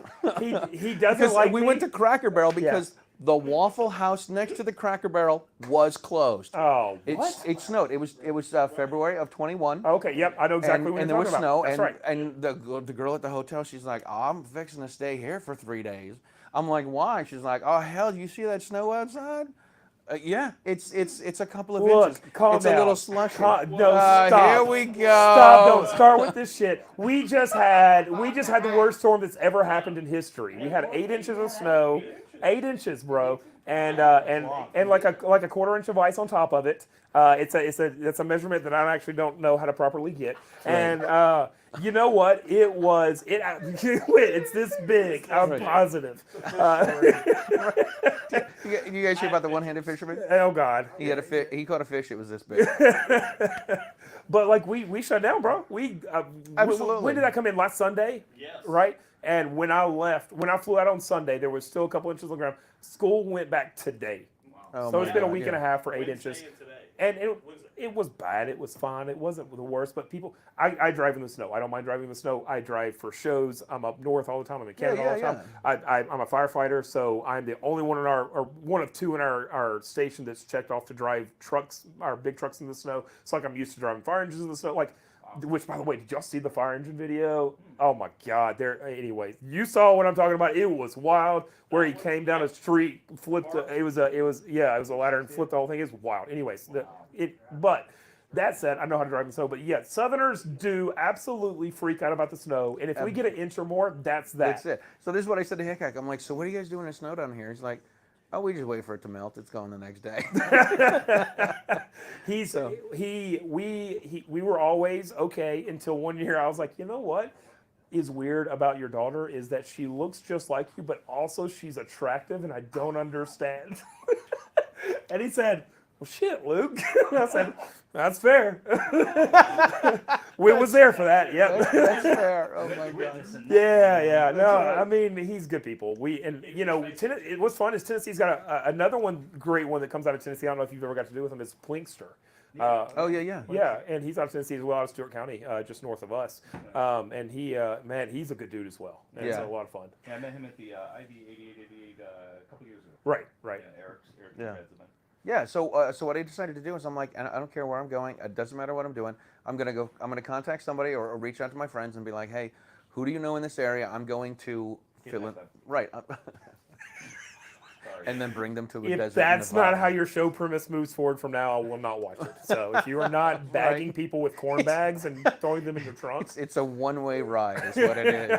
At the end of the show is me driving in the car by myself. right? Look in the trunk. Yeah. It's a rental. That's right. Hey, you've had a lot of situations where people have, they've been in situations like, who's this Charlie? And Oh he's my driving God. me around. Yeah, Can you this tell is us great. about So- it? Those so are I- funny as hell. You don't, when you start off, you don't know anyone, and so you reach out to the people you do know, and Right. then things just start to grow and start to grow. But before it starts to grow, people just don't know who you are. So I live in Massachusetts, and I reached out to Tatiana Whitlock, Okay. right, the Tactical Pixie. Right. And so I'm like, I'm gonna send her an email. Hi, my name is Charlie. But that wasn't I- weird at all. I know, No. right? Right. Hi, my name is Charlie. I have a YouTube channel where I drive people around in the car. I would love to have you on the show. Please let me know if you're interested. Right? And then so she messages Robin Sandoval. She's like, who's this Charlie guy? And why does he what's gonna happen with me? What's he want to do? Why does he want me in his car for? Right. Yeah. And Robin's like, oh my God, it's going to be fun. It'll be fine. Another one was Holly Sullivan from the Connecticut Citizens Defense League. Right. I met her at a Cabela's parking lot in Hartford. That's and nice. she's like, I don't know what I'm getting into, but I am damn sure I'm bringing a gun with me. That's and, crazy. And what's great is this. Last year at SHOT Show, Holly had an Airbnb. Right. God bless her, she sat through some timeshare rental nonsense to get a cheap deal on a house on an Airbnb here Right. in Vegas, and she had like 4 or 5 people stay there for a few nights, and it was Okay. great. And like this is, to me, this is what it's about. Like the gun folks are good people, contrary to what the media wants us to believe about gun folks, and we're great people, and then you become friends with these people, Right, you right, know. right. And I absolutely love this. So I'm walking around with one of my guys yesterday morning, and we ran into Ashley Lubinsky, the firearm historian. Right. I filmed a show with her in Dallas, Texas, Okay. and I'm like, we're 15 minutes from Dealey Plaza. We're going to talk about you for 15 minutes, and then since you're a historian, we're talking about the Kennedy assassination. Yes. That's And the then only way to go. And she's like, I really don't know much about the conspiracies about the Kennedy assassination. I'm like, I know plenty for both of us. We'll be good, right? So we ran into her, and she changes her hair color a lot. Right. So I ran into her. She comes, and she's a small, petite woman, very attractive. She comes walking up to me. She's like, hey, how you doing? And my buddy's like, who's this chick? I'm like, hey, good to see you. Gives me a hug. Good to see you. She's like, hey, I'm going to be around. Let me know if you want to grab a drink. You got Right. my number. Give me a call. Right. And we walk out. He's like, dude, how do all the chicks know who you are? Right. I'm like, this is what I do, right? I just drive them around in my car all day. That's right. That's what I do. God, what a status. This hunk over here now, just I want to say, he's single, so you know. Oh, okay. He's looking, It's not just that I'm single. I'm undateable. Is really what it comes down to. and his number is Right. 75209. Yeah, 5209, right. I talked about that for $3.99 a minute. What a great business plan I'm you have. actually. If you look closer, there's a guy handing out my postcards on the street. I love that. So I was trying to talk to somebody about having you on, or having them on your show, and they're like, okay, so he drives around. What kind of cars you got? I'm like, whatever. What do you got? Like, what do you mean? Like, whatever. He's gonna drive your car. Yeah. They're thinking like it's like you got this fantastic car. I'm like, it's not about the car. It's about the car. it's like It's conversation, right. right. So people, I have so many people. Right. I have so many friends like, oh my God, you know, it'd be really cool. You got to take these people to the range and do shooting with them. I'm like, I make no money. Ammo. I now have to rent guns in a state that I don't live. It's not enough that I travel to other states and I have people on the shows. I spend 4 to 5 hours editing a show. on my own, right? Uh-huh. And then I have to go to some other state, find a shooting range, see what guns I can rent, buy ammo. I'm like, I'm a one-man show. Right. I'm gonna hold the camera and talk to the people? Like, are you kidding me? Right. Like everybody's got a team except for me. Right? God, I love Oh it. my God. So we got a couple individuals, Amy and David, saying as far as writing shotgun with Charlie, and Yes. also your gun grams. My gun grams. So yes, Talk so about those. as if it's Love as, that. No, please. hijack. No, look. Y'all have a good day. Y'all, thanks for coming. Yeah, y'all take You this. took me to press. That's fair. Now I'll trade you right now. Yeah, slip for There slip. we It's go. yours. Yeah. all right. So before I started writing shotgun with Charlie, I've been a music teacher for, I don't know, I always tell my students since the 1900s. Right? That's a very long fucking time. This is what my kids say to me. They're like, "So how old are you, Mr. Cook?" I'm like, "I'm in my early hundreds," and they're like, "You only look like you're in your 60s." Oh, thanks, kids. I'm like, being right here. You know what? I'll take some of that. Yeah. Okay. Thank God. Yeah. I said being around young kids and playing music keeps me young, right? So in 2015, one of my buddies, very much a situation like this where we're having a couple of drinks.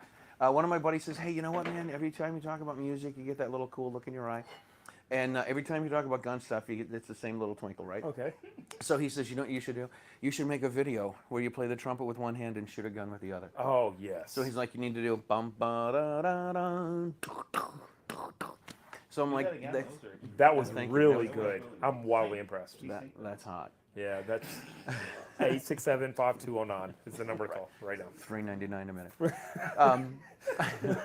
So I went and did one of these. I did a God, what's Pincus's old class? CFS.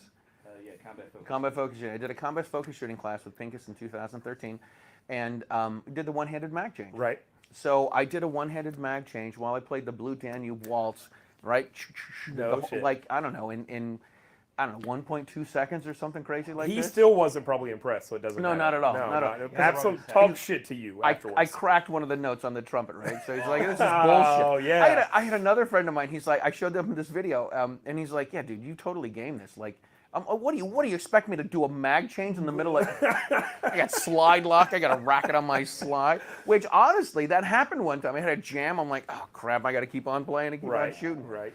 So I started doing these, and I called them gun grams. I got about 300 videos on YouTube. Markiplier, we're all old adults here, so nobody knows who Markiplier is, right? No idea. Okay, so he's, I don't know, he's a YouTube guy and video gamer or something. He has one of these try not to laugh videos. Oh, okay. And so he used one of those. I had a guy in France, his name is Joyka. I have no idea who he is. Joyka. Right, but he ended up using some of my videos for stuff. So all of a sudden, in 2015, I went from like being a nothing, nobody gun instructor guy, band teacher that I have a nun at one of my schools that calls me the Grim Reaper because I take the kids I take the kids out of class, right? Right. You're ruining their lives. Oh, absolutely, absolutely. I love it. I swear. This happened in December. I went to go get some. This is the day of our Christmas concert. I went to go get some kids out of class, and the nun says to me, she's like, "Oh, look, the Grim Reaper's here. Who are you here for today?" I want to look at her with a crooked finger and be like, "I'm coming for you, sister." Right? I totally do. Oh. So anyway, I started doing the gun gram videos, and then built myself an email address, and I got a phone call from this TV show called Right This Minute, which was I on- like how you said I built myself an emaal address, like you worked really hard for I know, that. it's really like you didn't just go to Gmail and click create new account. Yeah. You Yeah, made I found what I it did. right. charliesgungram@gmail.com. Perfect. Thank you. Yep. Right? I actually trademarked Gungram as well, which is pretty cool. That's awesome. That is cool. Yeah. And, yeah, okay. So anyway, so I started making the Gungram videos, and that was pretty cool. And, you get a phone call after this TV show. I got a phone call from a radio station in Jacksonville in Florida and El Paso and Right. stuff. And so that was pretty cool. And then I started writing Shotgun the year after that. And then I interviewed Amy in Dallas in 21. When they didn't have they had the 2 days of AmCon, Right. and so she messaged me like a month and a half later. She's like, "Hey, Trampus Swanson wants to talk to you about writing some articles. He's got a new thing he's doing called Armed Lifestyle Magazine. And Right. he wants you know, he wants you to write some articles for this. Yeah. Do you want to do it? I'm like, I fucking hate writing. I'd love to. It sounds great. What do God. I talked to Trampus. and Isn't he- that just the basis of our industry? I hate this shit. Yeah, sign me up. I'll do it twice. Right. Yeah. Before that, in 2019, I've been putting shows out for a while, trying around the country and emceeing concealed carry fashion shows, speaking at Gun Rights Policy Conference and stuff. And I got the Blogger of the Year award from the Second Amendment kidding. Foundation. That's a big deal. It was a big deal. Right. I ran around for 2 days. I'm like, Blogger of the Year. Didn't write a word. 'Cause that is how I roll, bitches. Right? That's so good. So then I talked to Freddie Reel at AmmoLand News. Right. And I said, hey, would you guys mind running my show? He's like, you got to write 600 words. I'm like, Oh. God. I don't know if you've heard, but I'm Blogger of the Year. I don't know. I don't do that. Right? Yeah. So Trampus, so Amy messages me. She's like, hey, you got to talk to Trampus. Trampus says, what do you do with your shows after you're done with them? I'm like, I go to the next one. Like, I keep on moving, man. Like, I set them up, knock them down. Set them up, knock them down. Set them Right. up, knock them down. So Trampus is like, we had this idea to do an article called Writing Shotgun with Charlie. I And like that. he's like, you go back and revisit the people you talked to. Okay. So what I started to do, this is, God bless John Petrolino, the Penn Patriot. Right. He's like, he's from Jersey. He's like, dude, here's what you gotta do. You gotta like, Voices are solid. this is what undateable. Do Trump right, like he does the thing with the mouth. Okay. Right, So right, good. right. So Trampus is like, we're gonna call it Writing Shotgun with Charlie, and Petrolino's like, you gotta interview these people again, and then write a big article about the two That interviews. sounds exhausting. Yeah. It completely is. So then I started recording. I'd go back and say, find out what the theme is for the article, and I'd be like, all right, what are we talking about this time, and what's the theme of the issue of Armed Lifestyle magazine, and he's like, do you have somebody who did this, or someone somebody related to this sort of thing? And I'm like, I do, and then I reach out to them. I'm like, hey, would you mind if we do another interview? And we're gonna talk, and we'll do it over Zoom. I'll get another video. I'll put another one up on YouTube, and it's been great, man. I absolutely love it. I That's went. so cool. I went at my day job. I got a nun that thinks I'm the Grim Reaper, Right. and Which is a win in life. right. And outside of school, I'm the internationally known, right? And I'm writing for AmmoLand. I'm writing for Armed Lifestyle magazine. I actually Renowned Blogger of the Year. Blogger of the Year. Right. Right. I got the Defender of Liberty Award from the Second Amendment Foundation in Wow. 2017. Man, you're doing big And things. I know, and I started writing for news2a.com as well. They're a website out of New Jersey. And you use AI for all of it, right? And you still haven't written a word to know. this day. So I still am- has not typed a word. I am the artificial intelligence. Yeah. So it's not Writing Shotgun with Charlie, it's Kevin Writing AI. Sona is asking about your Metallica gungram. Oh, yeah. So Kevin Sona is from Florida Carry, and he invited me to speak at his event. And he's like, "Hey, we need to promote this." So Right. people are like, we need a gungram, and so I did a gungram of. Oh my God, what's the Metallica tune? It's not one of the cool ones. It's not one that Well, everyone then I knows. don't know. Yeah. Right, I know. Yeah, I'm sorry. Don't tread on me. Metallica. What was I mean, it? I like Metallica, Don't but tread on me. Yes, I did. I did a okay. gungram of "Don't Tread on Me" by Okay, Metallica, yeah. which was pretty cool. that so, is awesome. Yeah, this is pretty fun too. I got a friend that's a fan of Slayer, right? So it's not. So he's like, dude. So Slayer does weird shit in time signatures, right? Like weird time signatures. Everything's odd. Yeah. Yeah. So he's like, I need a gungram, and I want to do it as a proposal. Oh God. So right, so I'm Yeah. out there playing a little bit of Slayer, and he, I'm shooting a gun, and then he comes out, and he like proposed in front of his wife in front of this video. No way. And then I put the video up on YouTube. I sent it to him, and he gave it to his wife. He's like, "Oh, hey, Charlie sent me a new gungram. Let's check it And out." that's how he proposed. And that is exactly how he proposed to his That wife. is super cool. When he Right? said that, I thought he was going to say something like, I killed your wife. Isn't that Slayer? That's for my ex-wife. That's Oh. different audience. Yeah. If I may. Please. So one of the things that I... Hold on. Oh, I got it. Oh, do you want me to give him my mic? I mean, he's basically taking my job at this point. If he wants my mic, he can have it. Yeah. We got to step our I production. know We got my to. favorite topic. So ask me a question about me, and I'll tell you about it. Ask me a question about me. I'll tell you about it. Look, I'm gonna let y'all two have this. Take this one. Give that here. Take this You one for a sure? second. But then Yes. you won't hear you. We gotta hear Look, you. You're no, the host. Emma? Wait, since when?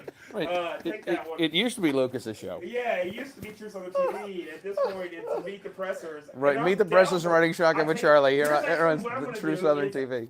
I am a. See you at the I'm Pinkest gonna be event in a honest bit. for a second. I'm a big family man first. I've got a 5-year-old daughter at home who's having a rough time. My wife just texted me. I'm gonna let you take over my show for a second. I'm gonna go step outside and FaceTime my daughter. He's gonna go Is be that dad. cool? Absolutely. Yeah. FaceTime her right now. This I is would, great. but I don't trust any shit here to not ruin my daughter. That is a terrible idea. Yeah. And so This is how somebody loses custody of their kids. You want to come play with these dudes? Amy's gonna Come on, play. girl. Let's go. Woo! Yeah. Yeah. Ladies and gentlemen, Amy Lucas. Just leaving the True Southern TV Stealing show is stilettos. This is what I love about Amy, right? She's not even on a microphone yet. This is what I love about Amy. She has her own perfume.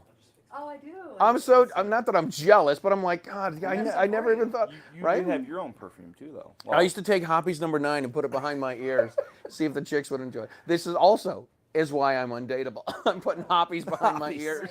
Like, what's that smell? What's that aroma?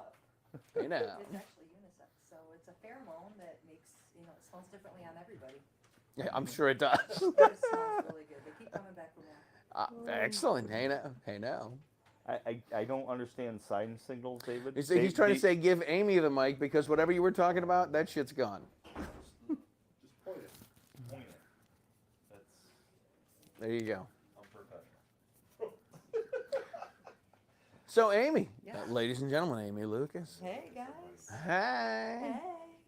I told my daughter when she was home at Christmas time. I got some this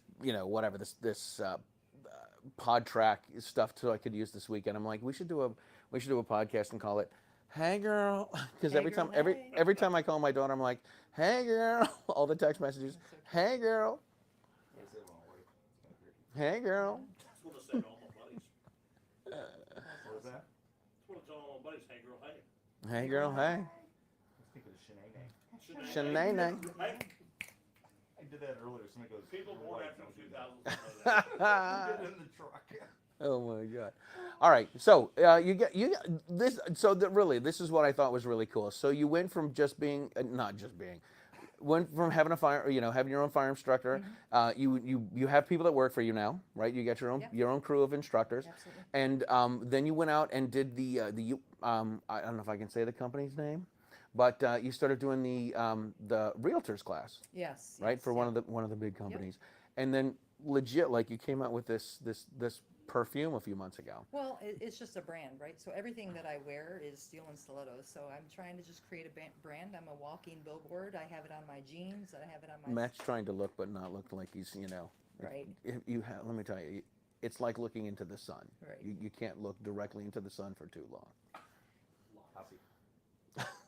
Anyway, Well, anyway, I'm just trying to create a brand. I want people to recognize the steel and stilettos logo, and wherever they go, hey, I know that. I've seen that. You know, and it's funny you say that. Wow, I'm slurring my words. have made you a another good drink, drink, didn't you'll be so fine. good. So, when we think of that, the Amy, so Dave's trying to say that you need to point this towards We're going to step up our production value next year There at we SHOT go. Show. Sponsors, we're looking for you. So Anyway.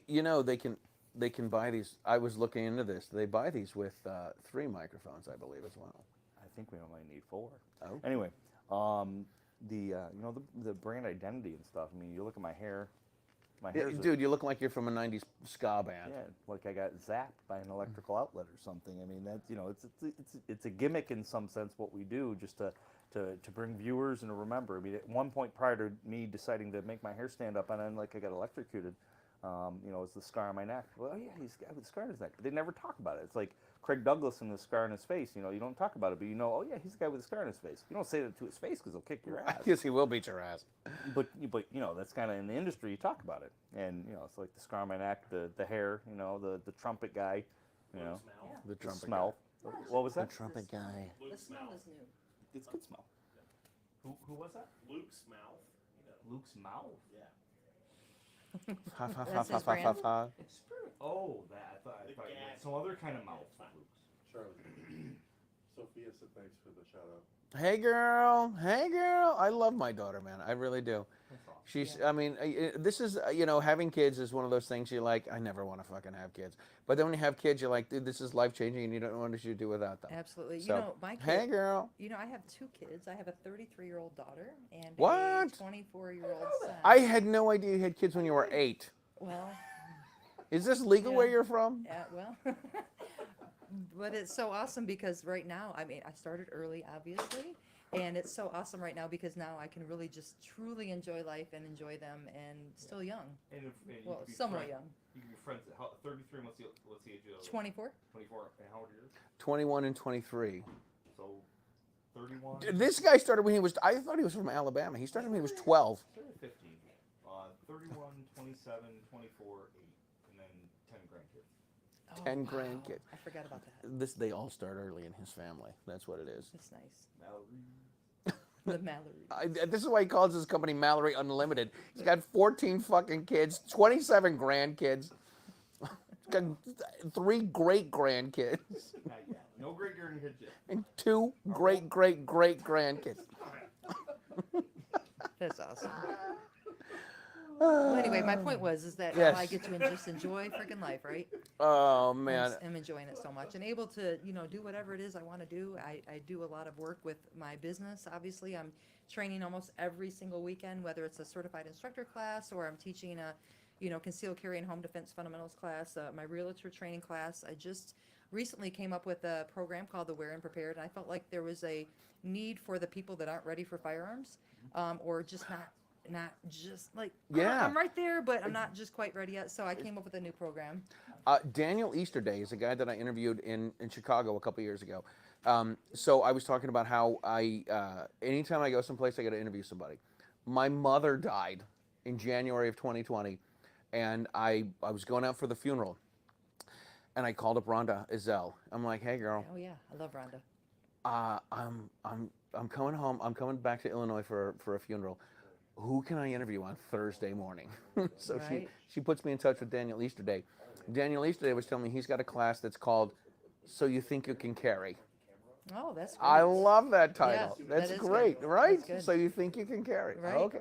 Here's Right. what you need to think about, right? Right. Because people take the licensing course Yep. and they think, okay, and I hate saying in Massachusetts, you take a 4-hour non-live firing class and you can get your license to carry with unrestricted, no restrictions. Thanks to Bruin. What accent's that? Governor? Which one? I don't know. You're taking your 4-hour firearm safety course, kid, and you get your license to carry, and then you start packing some heat for it. You know what I'm saying? You get your Dunkies, you get your Glock, you start packing a 9mm. Right. And so people don't realize. I get that people don't realize what they don't know. So you're like, hey, you know what? I've done this before. I've put on reading lists. You know what you want to read? You want to read In the Gravest Extreme by Masada Ayub, right? Because it's the self-defense Bible since 1977. So you have to have this continuing education because the licensing course is really, it's the minimum that you need to know in order to get your course. So you talk to your anti-gun your anti-gun wacko buddies, and they're like, oh my god, so you want to carry your gun so you can shoot somebody in a I know I'm doing my daughter ex-wife voice, which is the only voice I have. I know the only voice I have as I talk about doing Trump.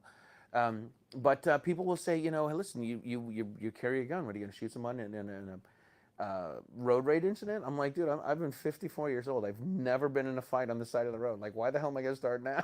Right. Right? Exactly. So so you don't want to.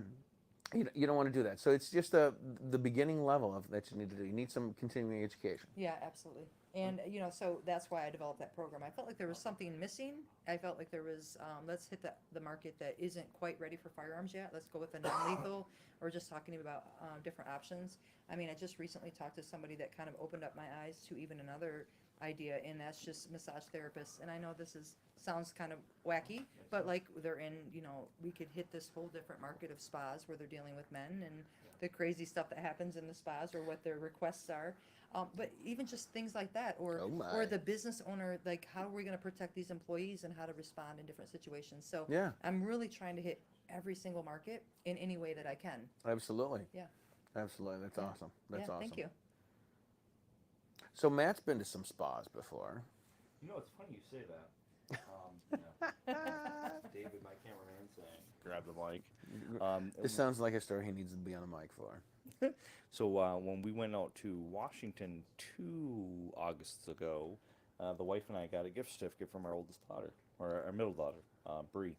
She's And- 46, by the way. No, she's 24. Anyway, and Bree is, you know, so we go to this massage therapist place, and we pull up, and the door's locked, so we knock on the door. Nobody answers, so I call the number. And, you know, hey, you know, can I get a massage? And sure. So she opens the door, and I said, you know, my wife's right here. And, you know, she goes, oh, no, just you. I'm trying those accents like you're doing. I'm not very well, but You like a massage? there you go. That's better. Actually, you do better than that. And- Just you, sir. You like a happy ending? Yeah, she goes, no time for two. So, No time for two. We have a poo-poo for one. we're like, yeah, no thanks. So we leave. We didn't get a massage, and we really wanted to get a massage. And we were like, a couple's massage is what we were hoping True for. legit massage. That's it. And we don't know if it was that, or if she just was short-staffed, or you know, or what. We don't know, but we didn't want to find out, so we left. She didn't know if you were short-staffed. That's Right. what it was. So we could have been like, well, can you do one of us and then do the next one second? But you know, we didn't even want. Look, you to got do two that. tables, you got two hands. Let's go. Right. Yeah. The door was locked, and it was just shady, and it was Washington State. So, you know, that's shady state. Right. As it is. But anyway, that's my massage. Dude, so story. I'm Washington sticking State. to it. So this is fun. This is what I don't know if Lucas is ever coming back, right? I think he's He's gone. So I did some shows in Washington State. I went out and filmed a show with Alan Gottlieb, with his wife, with Dave Workman, with Matt Deal from Aero Precision, and with a gal from the Pink Pistols out there whose name I'm not coming up with right now. But I was Derek LeBlanc from Kid Safe Foundation. Yes, He drove up 5 or 6 hours to stay with me and make sure, you know, whatever, to hang out. So we ended up driving around, right, in between interviews and stuff. We went to the Chaz and the Chop area of Seattle, and it was Chaz is the place that they sanction off. yeah. Oh, okay. This was in 2021, right? The Chaz was the oh my God, the autonomous zone, Yeah. right? And so there were the whole. I never really believed in the like all of this, you know, these tent cities and stuff. You know what the hell you're talking about. You go in there. These people go to private property. They go to public property. They put up a tent. They put up a sign that says, "No trespassing." I'm like, let me see if I get this straight. You're squatting on public property, and you put up a sign that says "No trespassing." Like, this is crazy, man. Wow. This is nuts. America we're in now. Yeah, America. Well, back then it was the mostly peaceful riots, only a little fiery. Wow. Right. What a bummer. Totally. So how is biz in Michigan? How far are you out of Detroit? I live probably about like 20 minutes from Detroit. I Okay. live right by the Detroit Metro Airport in a city called Belleville, and I teach out there. I've got like 6 different locations that I teach out of, and I'm always willing to travel and do, you know, in home, whatever. I'll show up and show out. But yeah, business has been really good. In fact, I was when I was at the USCCA headquarters. Mike Bauer, I'm sure you guys are very familiar with Mike Bauer. They in his office has the most amazing, huge TV in this room, and you can actually just kind of interact on the TV and zoom in and zoom out, and it shows all of the instructors throughout the U.S. Right? And he pulled up Michigan, and he pulled up the Detroit area, and usually you'll see like little orange dots on the map. There was one huge orange dot, which meant that it's, and he told me, it's the most instructors in an area in the whole U.S. is in my area. Really? So that makes it pretty difficult, you know, to Yeah. you know, keep the business going and keeping the students. But the one good thing is that, you know, the word of mouth travels, and if you do a good job, it's gonna, you know, it's gonna keep the business going. And so that's been working out pretty well for me. And also I am female, so that also helps for me. Are you as well. sure? You're 100%. Well, I'm working. Yeah, It's We- 2024. You can be whatever you want to be, Amy. no, I'm good. I'm good. Okay, well, how about that? How's everything on the home Welcome front? back. Welcome back. So Yeah, thank you. so since you were gone, my daughter actually chimed in.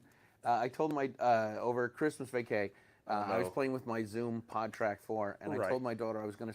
She and I were gonna do the Hey Girl podcast, and Absolutely. so she actually chimed in, and she's like, "Hey Dad, thanks for the shout out, Aw. girl, where's the podcast? Like, let's go, Come on. Right. Let's Come make on, this girl." happen. What are we waiting for? No, everything's good in my world. My daughter, I didn't realize which this makes me feel rough. Thank you for covering my belly. My daughter, we registered her for kindergarten today. And so that's terrifying.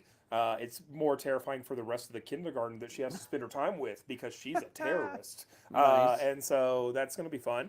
But no, it's good. I just, you know, one thing I've always preached with my business is we talked earlier about time management for the crew. Sorry that y'all are having to be here so long. I'm sorry that y'all's boss is a Time dick. management. I'll be back in a yeah. couple of minutes. 20 minutes later. Yeah, no, he's in the bathroom, so I can talk bad about him. But no, I also believe in family first. So I firmly believe that the jobs that we do are not who we are, right? Oh, it's, sure. It's what we love to do, but it's not who we are. Our family, who we are, you know, who we are every day with our family is who we are. And so I'm big with all of my family, with all of my staff at our production company. That it doesn't matter what's happening in our world, your family has to come first. End of story. I don't care what it is, because at the end of the day, client's not going to eat us, right? I might lose a client. That's fine. We'll find another client. There's more. Yeah. There's plenty of clients out in the sea. But what I am going to do is make sure that all of my people are there with their family. They're there. They don't miss those opportunities. They don't miss those games. They don't miss all that kind of stuff. And so, and really, I put that in policy for myself because I am a workaholic. I love what we do. I can come in here. I know the video guys can probably attest to it while they're not happy right now, probably. Sorry. But, like, if we were to let them loose in a room full of gear, they would play all night with the gear. It's what we love. It's our passion. And so I really, when I started putting it into place for my staff, it was something that kind of forced me to step into that as well and be like, you know what? It's okay for me to step out of something and take a phone call. If somebody in my family needs it, it's okay. I used to work a lot in cryptocurrency, and we did a live show for that. That was a big live show, and it was fun because that one was a lot cleaner. It didn't have all you assholes on it, so it was like, wait, people. I meant the guy in the bathroom, not y'all. Y'all are my favorite. But no, it was obviously a difference. A little bit more of a family type show, and my daughter at the time, who was 3, would. My daughter at the time. Well, what was she? What has she been since then? No, my daughter, comma, at the time was 3. Commas are important. So this is what I've learned from her. At the time, my daughter at the time, comma. I'm not good with commas, but I love that I'm fat enough I can just set this mic right here on my belly. This is good. But she would come on the live stream with me, and everybody. I feel like that's why people came to my show, was to see her, and she is a firecracker. At 3, she was a firecracker, and so all that to say, like, I'm big about, like, I want to make sure families are taken care of first with me, my staff, everybody else. And if that means we miss something, that means we miss an event, that means that we have to find somebody else for them, I'm 100% for it. So I would apologize for stepping out, but I don't really feel bad. Plus, don't it feel sounds bad like at y'all got it. Like, I was hiding in the shower in the bathroom so you wouldn't hear me, and I could still hear y'all laughing. So I feel like the show was probably better without me. I don't know if it was better without you, but it was still good. Okay. This is my thing. I got this. Oh, you have Oh, one. I have Give me one. the fuzzy mic. I have a fuzzy one. Don't tell Amy, she likes fuzzy ones. She does. So my deal was this. I got this from from a financial guy. He talks about motivational people and blah blah blah. Ugh. Somebody said you don't want to raise your kids to be good kids. You want to raise your kids to be good adults. Ooh. Yes, and that was like, I'm Love like, that. you know what? I don't. What I want to be. I don't know if the girl's still listening. And I call my kids the boy and the girl. Okay. The Right. boy and the girl. The Love boy- that. the boy and the girl. Nothing else. Just the boy and the girl. This is exactly where it came from. A friend of mine sent me a text message years ago. She's like, "So the boy child did this," and I'm like, henceforth the The boy. kids are the boy and the right. girl. Right. So I just want to be a positive role model for my kids. That's all I want to do. Like Right, all right. of the hard work, all of the all of the commitment and the shit, and staying up until 1 o'clock in the morning editing shows, Right. and working your biz email Right, to right. send out in 6 hours. All of that, you just want to be a positive role model for your kids. You absolutely That's do. all you want to do. One of my favorite things, I have an 11-year-old boy, and one of my favorite things is, and I'm excited to do this with my daughter when she gets to the age to where I can trust her to come on set and not tear it apart or Boys- light it on fire. Boy Scouts. Boys, no, no, not Boy Scouts. I like to. He works with me. I take him on shoots with me, and I have we have a full. So, like I said, I come from a production background, so we have a full production trailer, a full production company. We go and film big stuff, and I will take him with me to large jobs with large clients, and the clients will look at me like, "Why do you have an 11-year-old with you?" I was like, because I have a chance right now to be a role model to him for something. He may not choose to do this one day, and I'm so great with that. But right now, he loves the shit out of this. Why would I yeah. take that from him? Absolutely. I don't care if you're uncomfortable with an 11-year-old. Like, if you're uncomfortable with an 11-year-old, you need to check your own life for a second, because all he wants to do is to be here and to learn from people. And honestly, he can work my production trailer. We covered we did like a highlight film for a sports team, and I was walking inside like, "Hey, Dad, what do you need?" And I started naming off gear that most people would look at me and be like, "What are you talking about?" And he went to the trailer and pulled everything out. Had my Oh my big God, camera, my that's great. FX6 built for me with the lenses that I needed. Like, solid kid, and loves it. And it doesn't matter what it is, whatever I do. And I know that window of opportunity is short. I heard this recently. It's we've all heard of the 80-20 rule, Right. And I've heard that from birth until 18 is 80% of the time you're going to spend with your kids. Uh-huh. From 18 in a day, whatever. Well, It's going to be 20% of the time. Right. Right. So that time from when your kids are in your house that's super important. Well, and I see it all the time on, when people are sharing Facebook stuff and memes and all that. But it's like you really only have you're likely only gonna have like 13 to 15 really good like spring breaks or Christmases or anything like that. Oh my God. And that hurt my feelings a little bit, because it's like I love my kids. They're like I said, they will burn down your house in a second. They're mouthy as shit. My daughter, God love her, she cusses like her father, and that's a problem. I didn't realize until like she was 4, so this would have been last year. Or no, it was at the end of 3. It was that snow you were talking about in February 2021, right? 21. So I had this. Apparently, during that is when I really transitioned to my old man phase, and I would go stand at my front window and cuss at the birds that would shit on my rocking chair. I didn't realize I was doing this, but it was a lifestyle that I apparently picked up and really lived fully. That's awesome. And so, but again, didn't realize I'd done it until her and my wife and my wife's grandmother were leaving the house one morning for church. And she goes out, my beautiful 4-year-old little girl walks out on the front porch and looks over at the rocking chair and looks back at Mom and Granny and goes, "Fucking birds, right?" It's like, oh God, okay, so we crossed a line that we don't need to cross. All of a sudden, it's Yeah. like some weird Cat Stevens song. My daughter was just like me. Right, and it's so we've had to fight that a little bit, but all that said, like, I know that time is limited, and why in the world would I want to take something that I'm so passionate about and not include them in that? Like, I want to be inclusive to anybody that wants to be a part of it. I love teaching anyways. That's one of the reasons, like, tomorrow I get to teach at Shot University, and I'm excited. We have a 250 registrant class that we're doing in the Murano Ballroom. It's going to be so much fun. But at the end of the day, like, man, if I love it so much, why not include my kids? And I think that is, we talk about what's wrong with the world these days. Yeah. You look back, and I think that's a big thing, is parents now are gone so much. They're working so much. They're so much worried about the keeping up with the Joneses. They're worried so much. And life is harder now. I get that. You have to work more. You don't make as much. Your money doesn't go as far. But you've lost this connection between parents and kids. And I think that's the reason that kids are turning into shitheads. So when my kids were young, I called it Nerf gun safety. Nerf gun safety was if my son had his buddies over and they were having a Nerf gun fight, shoot the crap out of each other. Don't shoot your sister because she's not in the Nerf gun That's fight. exactly right. That's our rule in our house. You don't if you are not in the Nerf gun fight, you do not you're get out. shot. You're That's off right. limits. Absolutely. Unless I'm shooting, and then I get to shoot anybody I want to if they're being an asshole. So my deal was this. Eventually, I got to the point where I'm like, don't shoot your sister. Shoot your mom. Shoot your mom. It'll be fine. Don't worry That's about it. fine. And that and like we said, he's single and open for no Undateable- correlation there. Undateable, I think is how we call it. Undateable. Oh, my God. whatever. Right. But no, I think as a whole, our country, we look at a lot of bad things, and it's just I think a lot of bad things can be brought back to our how we're raising our kids, because that is not to sound like that guy, but it is our future, right? It really is. And So- we're looking at kids now. We're seeing what has happened to kids in the first generation that got treated like absolute shit. Yeah. Okay, you gotta go. You want to come back in? You want to come back in here?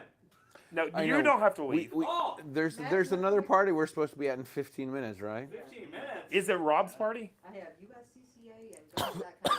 Oh, Y'all all have to go then.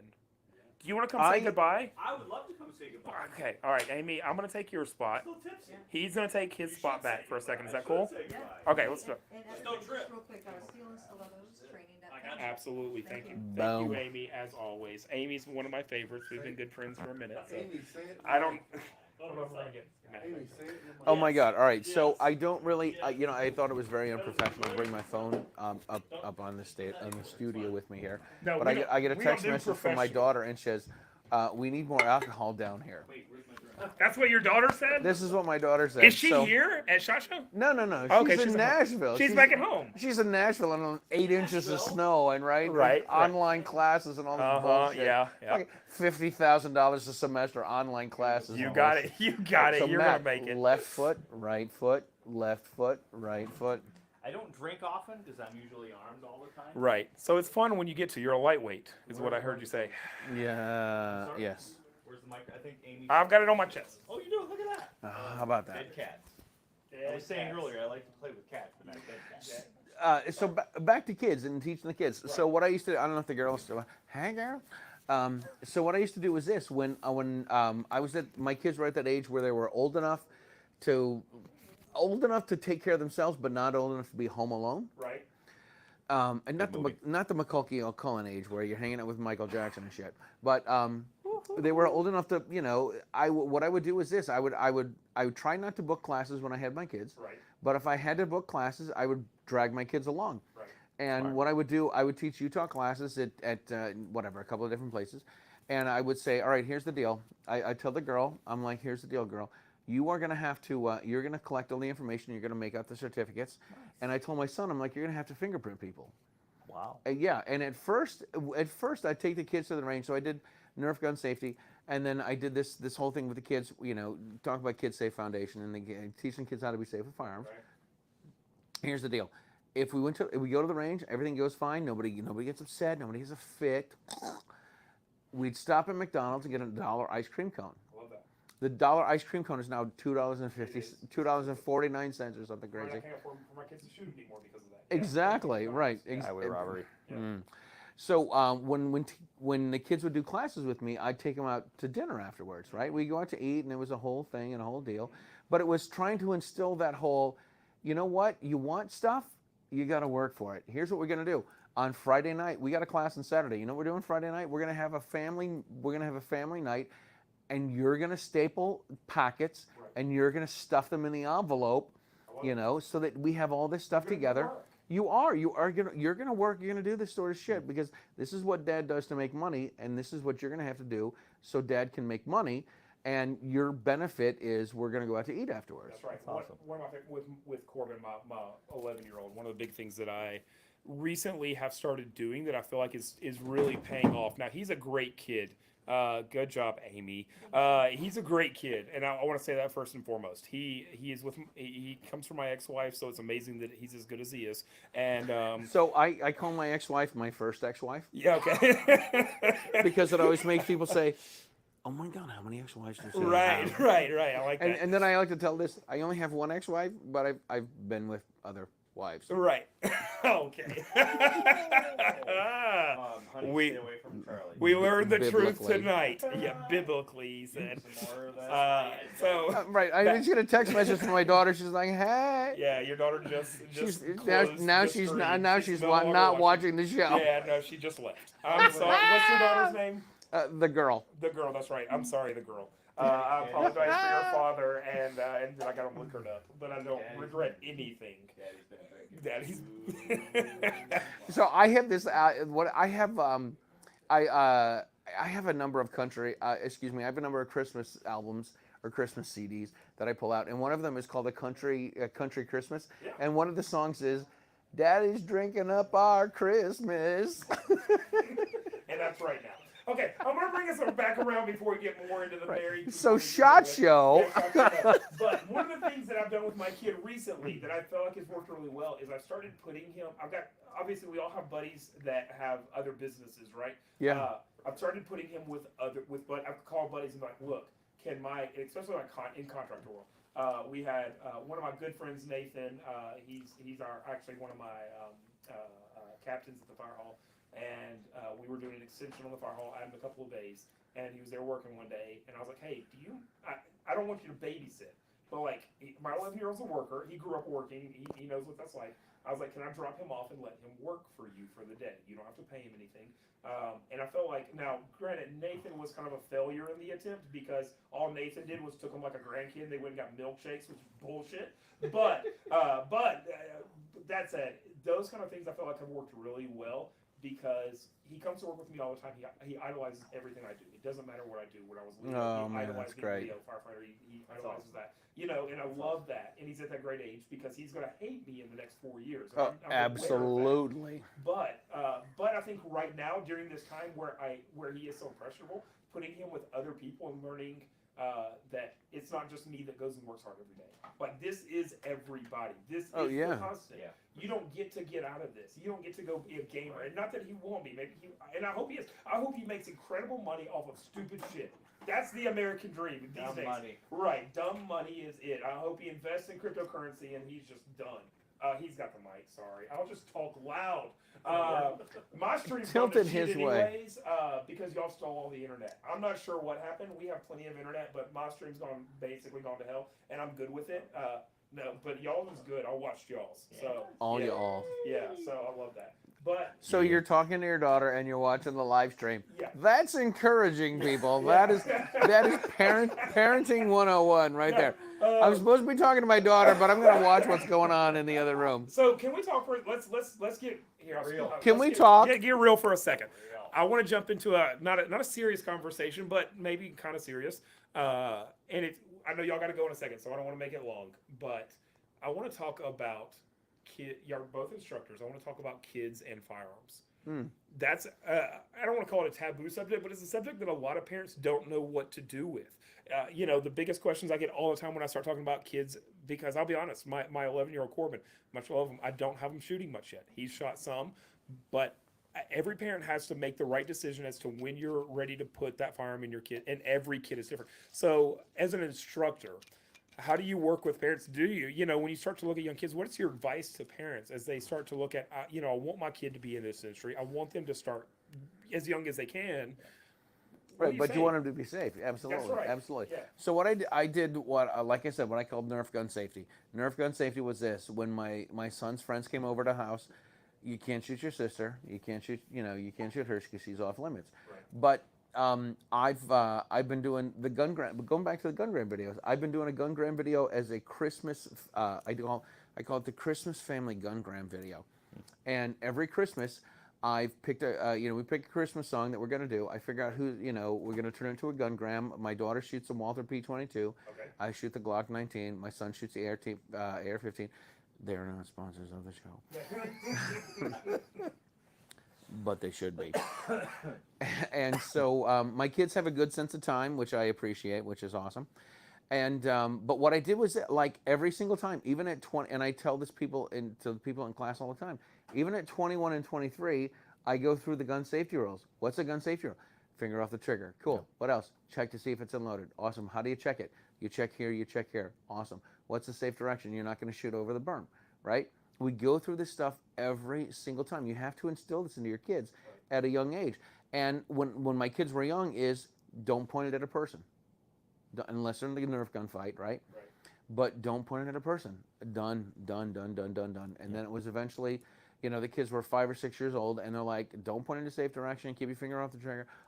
Sorry, the NRA rules. Always keep your finger off the trigger. Always keep it pointing in a safe direction. Always keep it unloaded until you're ready to shoot. And that's what it was. And you do this every single time. And it's interesting to me. I did a Utah class one time. I did a home firearm safety class and a Utah class at the same time, so people can get their Mass license to carry and their Utah permit. And legit, these are adults, and they're like, how fast can we get this over with? Can we? It's a 5-hour. It's a minimum of 5-hour class. Can we do it in 3 hours? I'm like, no. You get that in military or law enforcement a lot. Right, and then you know, then I take the class with Bashar Ayub, and he's got a 2-hour firearms, 2 hours of safety briefing. So you know, here's the deal. So you're like, dude, I get that I'm not Masada Ayub. That's fine. That's cool. We have to go through this every single fucking time. Requirement. Every single time. Yeah. So, and to your question with that, I have lots of parents that'll reach out to me and say, I like my kid to know about gun safety. So I think that's like do we want to do gun safety? Do we want to talk about gun safety and drill it? And like Charlie was saying, the NRA safety rules, always keep the gun pointing safe direction, always keep the finger up the trigger, always keep the gun unloaded. You know, the Colonel Jeff Cooper rules, the 4 safety rules with Colonel Cooper. I always like to emphasize in the sense, one, don't point the gun at anything you're not willing to destroy. I get that. But don't point the gun at something you're not willing to shoot. If you're doing UTM, if you're doing, you know, CERT, if you're practicing and you're pointing it at somebody intending to shoot them, that's one thing. And that's like the Force on Force classes that I teach around the country, getting people to understand. I don't know what that says. CT says, huh? Oh, CT. Oh my God, CT. CT is one of the guys that likes to follow. He used to follow the Polite Society podcast and the Daily Bullet, and he's one of the guys that's been around for forever. And I can't remember what his name is. I apologize, but I'll have another drink and it'll be fine. That's always the answer. Hey, CT. So you know what we need to do? Next time we do this, we need to have a big screen up there that has all the comments. If somebody had handwriting that we could read, that would be nice too. David, thank you. CT is shook that you use the F word. He's what? He's shunned? Shook. Shook? Oh, right. It's just It's over my head. Charlie After Hours. I like it. There's the Another new YouTube show. video. We're scrubbing True Southern Yeah. TV. This is I not got the Charlie domain After name. Hours. Yep. I'll have the domain name secured tonight. Get it right now. So Shit. Jesus Christ, I gotta get on GoDaddy real quick. I'll get it before and sell it to them. Anyway, so you know, when we were kids, we played Cops and Robbers, right? And you probably heard me say this, Charlie, with the pepper spray and other classes that we've done together. One of the things that I love about you, you talk about the 4 apocalypse, Yeah. right? Or the 4 Four horsemen. Horses of Your Apocalypse, yeah. I tell people all the time, I said, listen, here's the deal. When I teach a firearm safety course, you know, the minimum of everything you need to know how to, whatever, get a gun license. But here's the deal. I tell people, here's my funny line. I might wear tights, but I'm not a superhero, so, right? So I have to protect me and the boy and the girl, and that's it. That is all. Because here's the deal: if I get if I'm involved in a shooter, if I'm involved in a third-party shooting, I am not. I'm going to get arrested. I'm going to go to jail. I'm going to have to buy an attorney a new house. It gets ugly quick. Yes. Yeah, Expensive. absolutely. People Absolutely. don't realize that. People think they're just going to buy a gun and then they protect themselves and they're going to go home and everything's going to be okay. They're going to buy a gun and 10 rounds of ammunition. Right. With no practice. No, not at all. So, and with that, like the you know, the trifecta of tools that we talk about in the classes that I teach, you know, you've got lethal, less lethal, and medical. And a lot of people don't even consider the less lethal or medical. They just go straight with gun. And the equivalent of that is walking around with a hammer expecting to run into nails. Right. What happens when you run Right. into a screw? Right. You're screwed. Right. You got the wrong tool for the job. That's right. So you need less lethal tools. You need medical. I mean, if you look at any of the wars back in the day, the wars that we've had, people died because of either infection or bleeding out. One thing that civilians I think don't get as much, and you get this in Leo world. You go out and we have a police involved shooting. The first thing the press is going to ask is, was there care rendered to the patient? If you don't know how to render care to your patient, you're putting yourself in a hole before you even got it started. Like a simple, CPR is great. Go get CPR. Everybody should have CPR. That's a whole. We can do a whole an entire show just based off the medical side of this. But realistically, like TCCC is such a great class. Learn how to use a tourniquet. Stop the bleed is great. I carry it. You'll see, and I'm a big advocate. I love it. I've got 6 of them probably within this room. And I'm a big fan of ETQ. It's something I've swapped to off of Cat. I love what Snake Staff Systems is doing. That's a plug that didn't have to happen, but I wanted it to. But a tourniquet goes everywhere with me because I know, God forbid, if I have to get in a situation as a civilian where I've got to pull my self-defense pistol and take a shot, I need to do everything I can to start to render care. But not only that, what happens, God forbid, I train. We all make mistakes. What happens if I shoot past my target and hit somebody else? This is why, like I like to say, I might wear tights, but I'm not a superhero. I owe it to. I'm gonna look at which camera's on right. Any of them, yeah. Let's go anywhere. You had me at tights, by the way. Yeah, look at the iPad. That's the one that's streaming the best right now. It stole all the internet.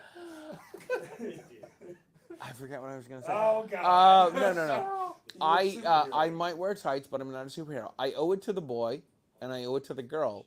I don't owe it to anybody else. And I always tell people when I teach classes, somebody might attack you in the parking lot as we leave class today.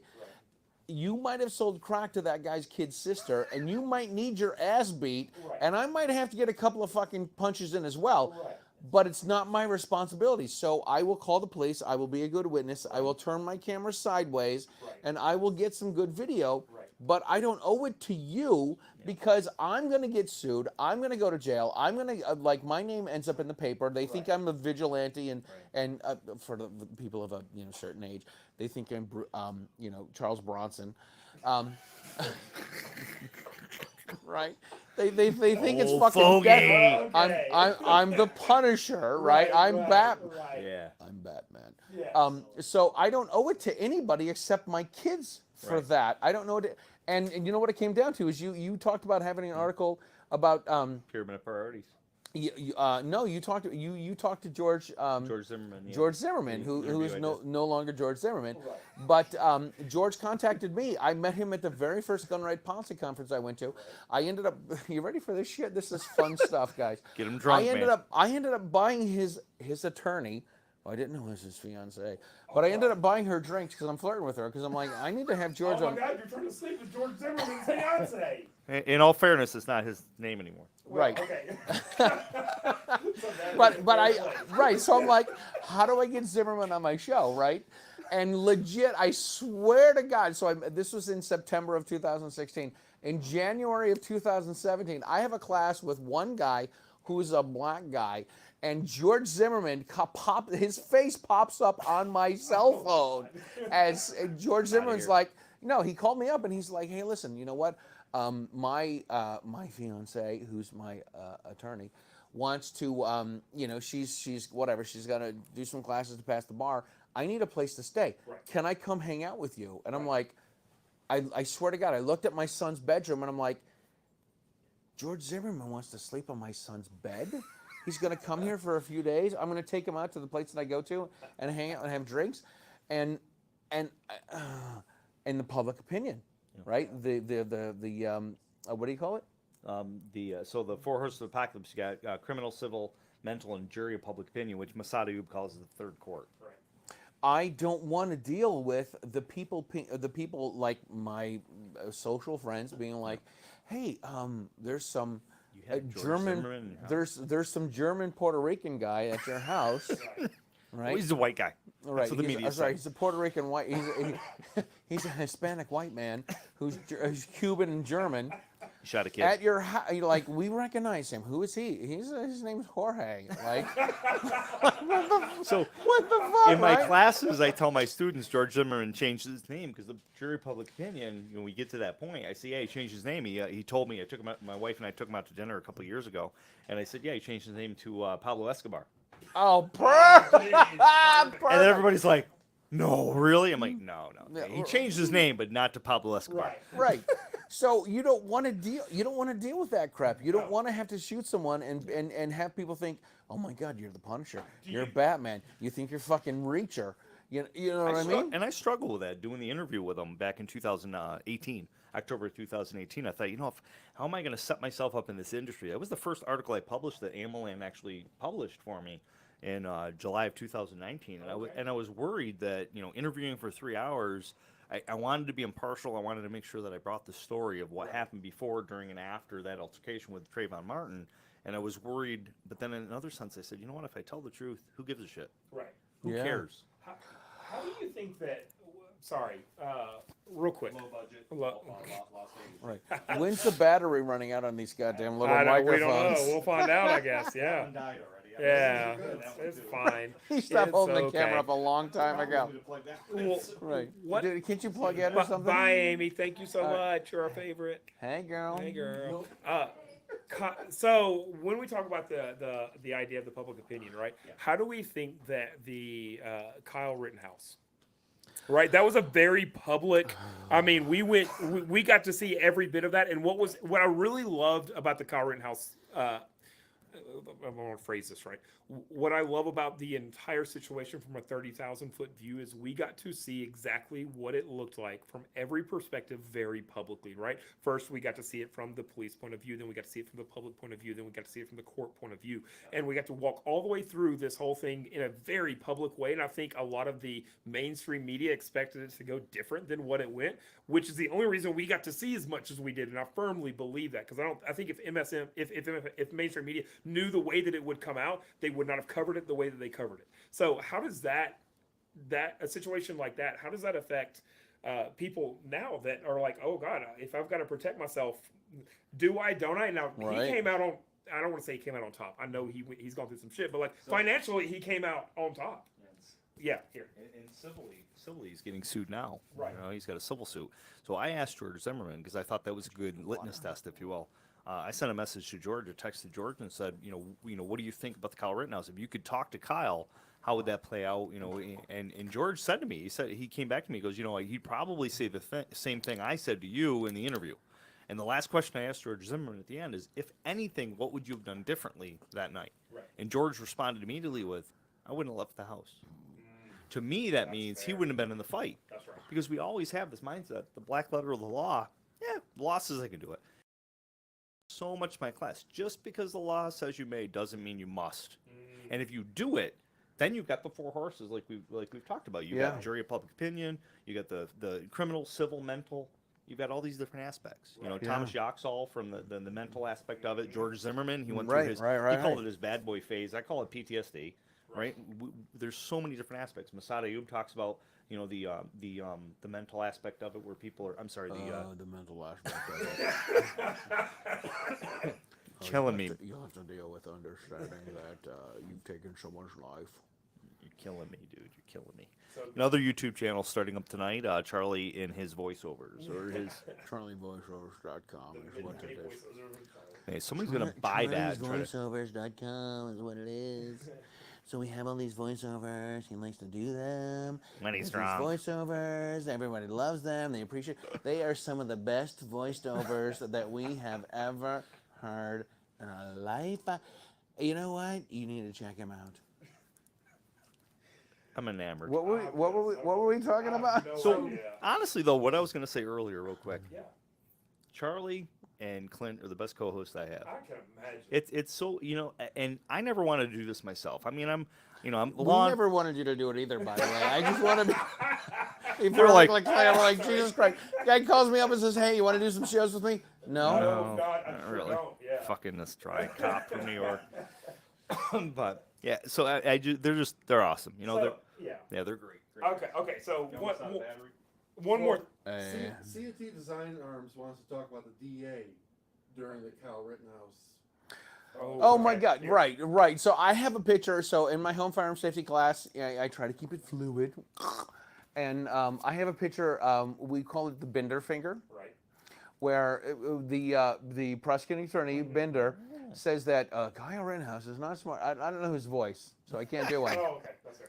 But he says Kyle Rittenhouse is not smart enough, intelligent enough to handle a firearm. He puts I have a picture of him with his finger on the trigger, the bolt closed on an AR-15, and I'm assuming he's pointing it at the jury, Jury. right? So I'm like, okay, so this guy, the guy who says that Kyle Rittenhouse is not smart enough and educated enough to handle an AR-15, Love that. Yeah.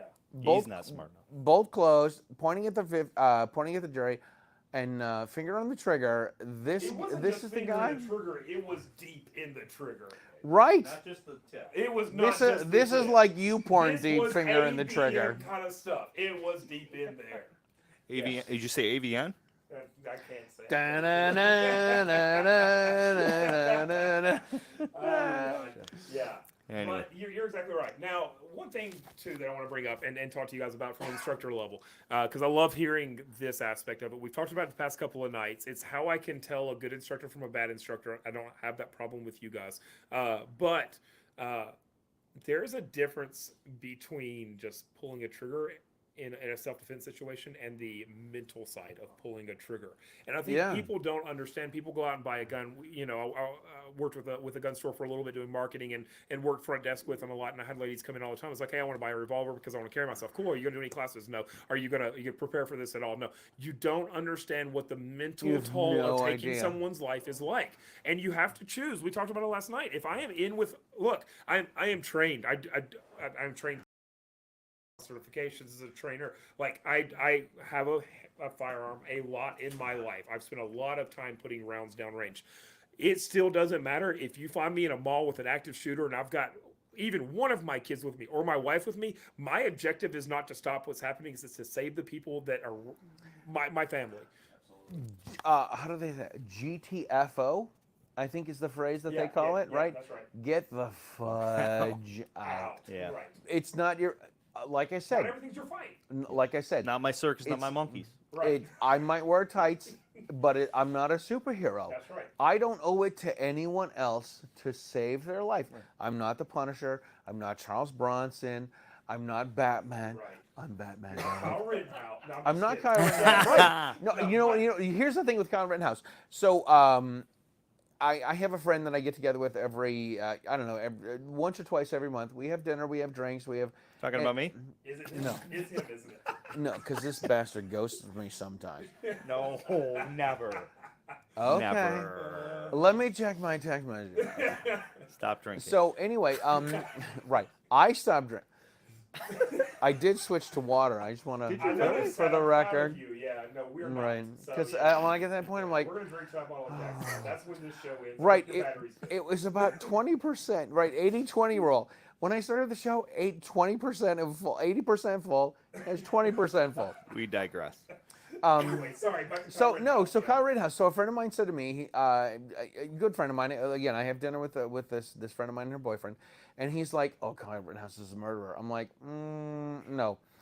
Let's take a look at the things. The people were throwing a Molotov cocktail at him. Right. People wanted to shoot him, Right. and there was a video of the guy of Grusin friggin' whatever his name is, right? The guy who got his arm shot off, who came out and said, "I wish I would have shot him first." Right.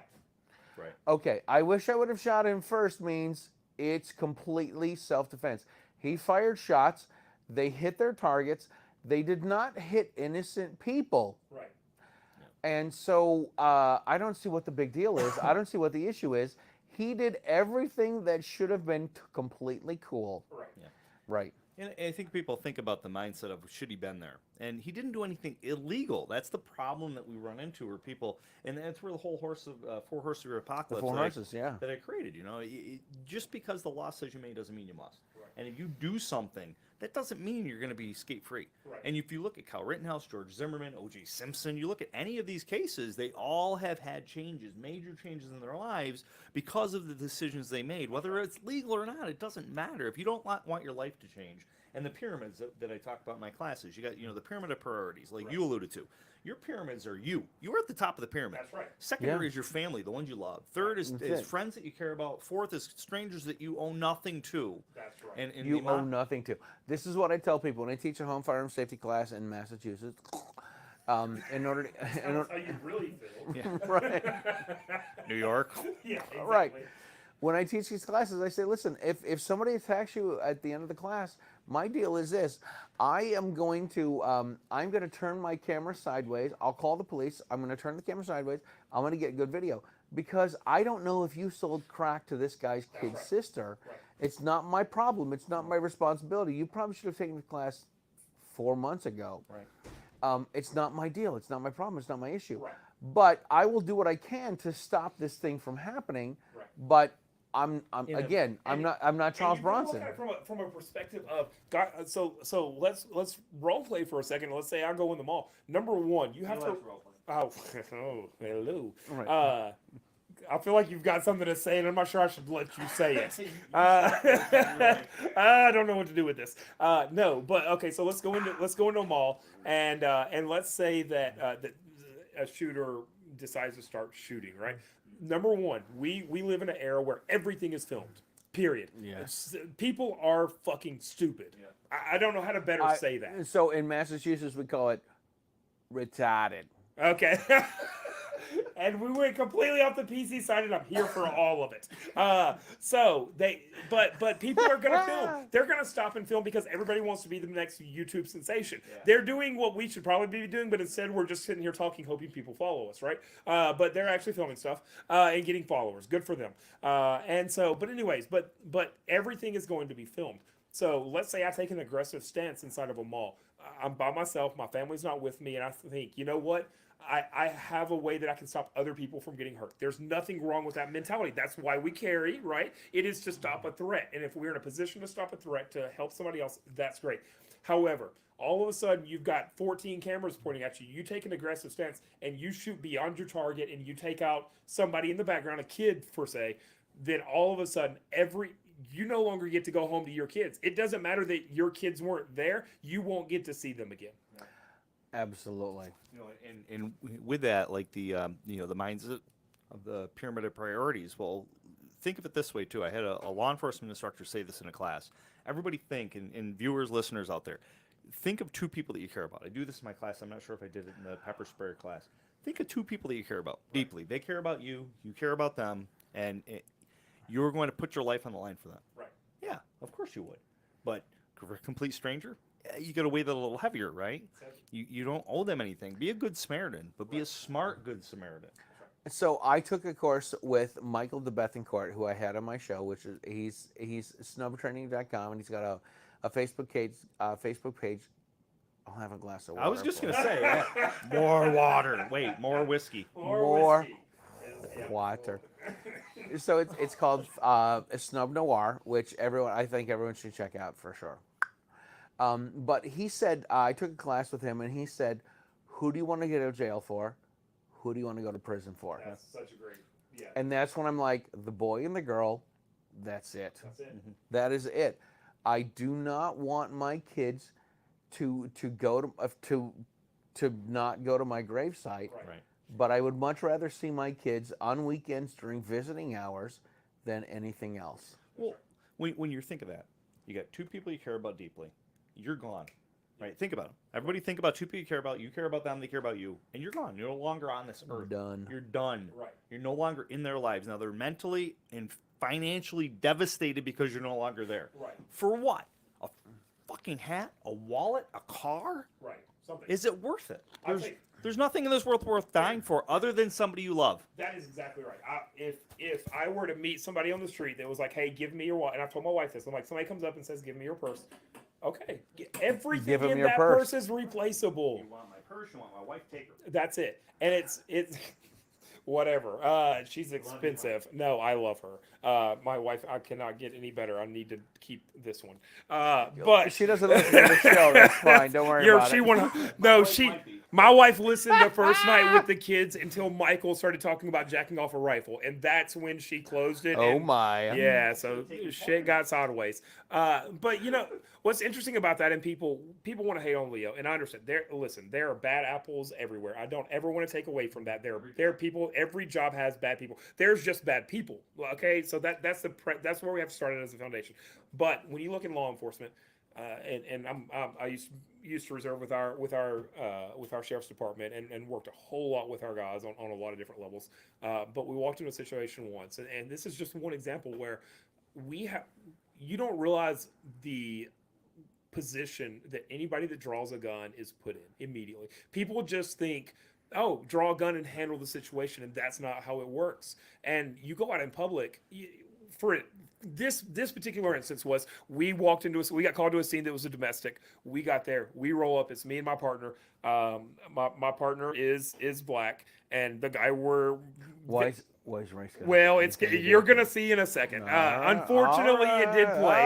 Yeah, it played into all this. We pulled into a trailer park, and there was a guy in the middle of the road. Trailer park sounds white to me. Yeah, right. Had a knife open, and we get out, and both of us start laying down commands. Hey, drop your knife, whatever. He starts backing up, going down the road, and he ends up at the first trailer in this trailer park. So at this point, we're in a weird position because number one, I don't have a camera on because they don't get the reserves cameras. That's a problem. It's not that I want oversight, but I want protection, and that's scary. People, there's two different things that happen there, right? So we start moving on this. He starts moving the car up. I start moving with subject. We get up. And as soon as he gets up to the trailer, there he stands with this ramp behind him, and all of a sudden, all 6 of his kids under the age of 10 run out and are standing on the ramp behind him with his wife, who is yelling at us, saying, Hold on. "He doesn't." 6 of his kids? Yes, under 10. Yeah, and he starts yelling at us, saying, or the wife comes out, and the wife's standing there, and he's like, "Look, he's not crazy. He's not. He's okay. He's not going to hurt anybody." 6 kids under 10. He's not crazy. Yeah, right. Idiot. Uno momento, por favor. So. At least you've taken that off of me. Right. Grandkids. Right. So we oh God. So we pull up and at this point my partner's got the car pulled up. My partner gets out when he does, his camera gets knocked off. He no longer has a camera on him. Our car's no longer pointed at the scene. I have no camera on me. So now all of a sudden we're faced with the situation of what do we do? He walks up to his wife, puts the knife on his wife's throat. So what I've got is Hold on. yeah. I totally understand that. He gets it. He said. I don't think the girl is watching Sorry, girl, anymore. John, I if totally you're understand watching, that. yeah. No. So what I've got now is I've got a suspect on my left holding a knife on his wife's throat that's on my right with 6 kids standing behind them. I've got my partner to the left and I've got me to the right. Neither one of us with a clean shot. And all of a sudden he goes into this just incredibly racist. My partner's yelling commands. He's like, "I'm not going to listen to you," and I won't repeat what's said because it's disrespectful in a way that I'm not okay with repeating. And so I'm like, okay. As long as the direct quote is completely fine. And so I start yelling commands. But as a police officer, even people don't realize in that moment, now all of a sudden our entire focus was taken away from the situation that was handed of like, oh shit, Absolutely. how are we going to protect ourselves if I have to pull this trigger? God forbid. And I felt secure in the fact of I can take the shot. That's fine. You can feel secure all day long. But when adrenaline starts changing everything, anything can happen. Everything. But it's scary for a police officer. And people don't realize that. They think we just grab a gun and we're gun happy and we're ready to go. But it's like we are scared to death because we know that even more than a civilian, everything we're going to do is going to be put up on jury in front of everybody. Yeah, I did a class in Ohio, and I had 2 Cleveland, Ohio SWAT officers in the class. And you think SWAT officers, highly trained, Right. UTM, the UTM force on force. Yeah. I might have told you that in the class we did. And they were on opposite sides, and one of the SWAT officers shot the other SWAT officer, but it wasn't supposed to. He was supposed to shoot the hostage taker, but he shot the actual hostage. Oh, God. I mean, it was Oh UTM, my. so it was. But the Right. point is they're highly trained Right. within 9 to 15 feet. Tom Gibbons, 86.2% of the time, that violent encounters happen within 9 to 15 feet, and he shot him. Right. And it was like, wow. And I still have the vest that I use in the classes. I probably had it when I did it with yours with the rip in it. Yeah. And that was that SWAT officer shot the other SWAT officer right there. Right there. And it was the hostage because Boom. you can't pause it. There's no pausing right. a gunfight. And I say There's that not. all the time. You cannot, no matter how good of a shot you are, you may think you got the best angle, you got the best timing, whatever. There's no guarantee. There's not. No, and that's No. SWAT officers.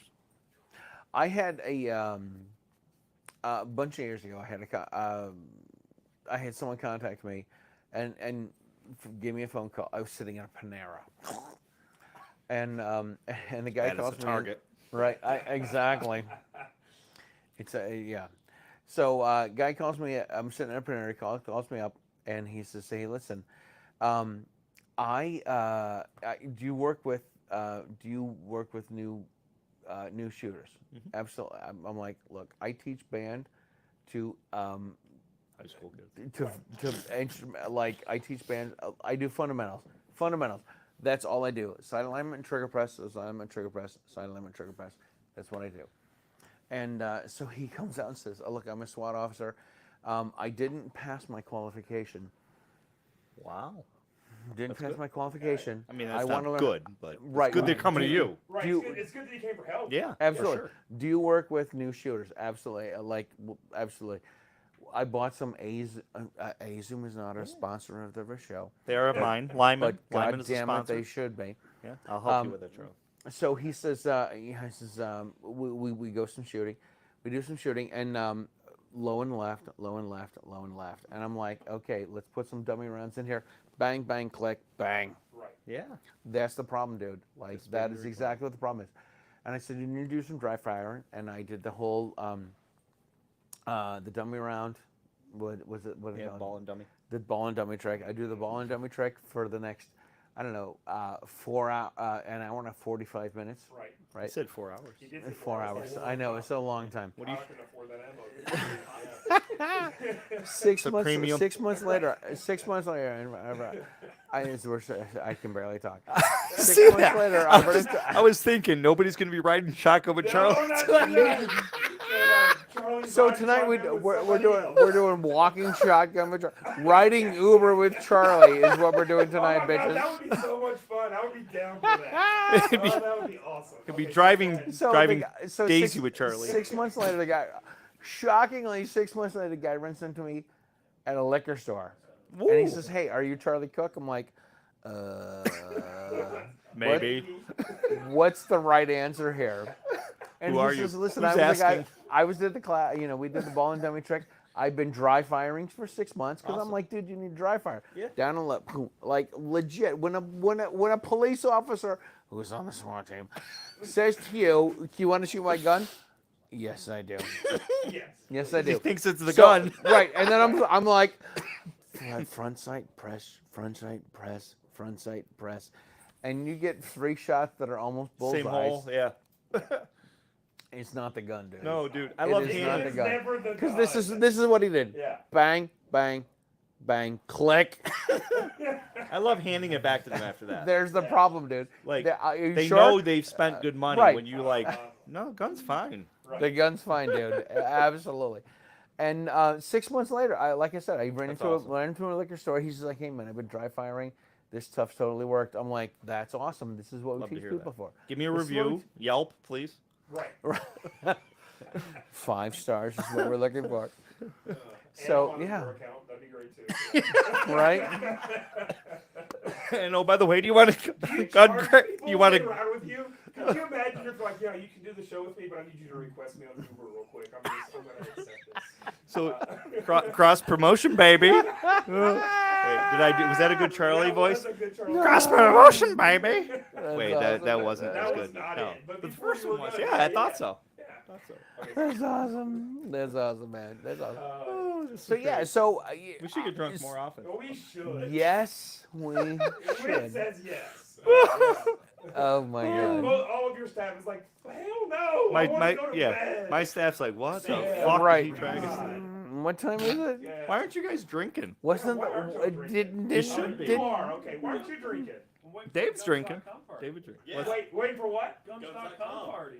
The gun. Oh, The Guns.com party I'm holding Should out. we? started a half hour ago? Did it? You are supposed to go. Yeah, we'll be fashionably late. Fashionable. That was my I went to the Guns. impression of I went. That was I went. good. Who's on I was went to that? the Guns.com party. Comedy. Wait. Connie. Jesus Christ. I'm not sure you can go. Let me have some water. Who's the guy on Scooby Doo? Wait a The second, kid- who's guy. this- Yes. That's who I who's was the- trying to be. Oh God, what is his name? Who's the sponsor of the Guns.com party? Guns.com. Oh yeah, Guns.com. Some com. Something. .com. Right. But anyway, I was. Noble Equipment refurbishing. Who might that be? Yeah. How many My jerky line packs is this. How many jerky packs? Hey, How about those Red Sox? How about those Red Sox? Hey, how many jerky packs have y'all stolen from the Jack Links people so far? None. What? I had 3, not a 1. Bro, I actually, got facts. I looked at it and I was like, I could do some jerky, but I didn't have any. Bro, and they've got a so Jack Links is like doing some I don't know, they're sponsoring this year's SHOT Show or something. So they've Hold got on, some, uno momento, por favor. oh god. Jack Links. Jack's Links better. Than Yeah. Jack's Links. Jack's Jack's Links. So This is not just Matt Mallory's Jack's Links. It's everyone's Jack's Links.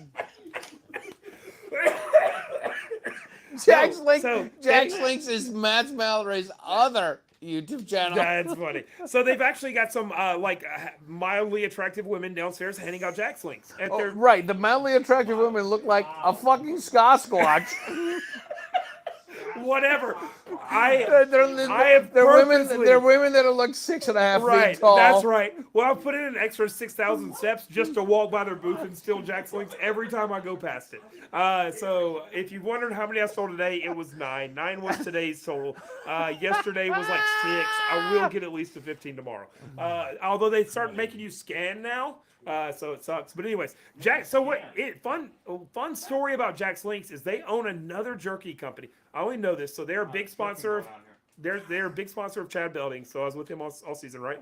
And so they own I don't know what the brand name is, but whatever the other brand of jerky they own is significantly better than Jack's Links. Jack.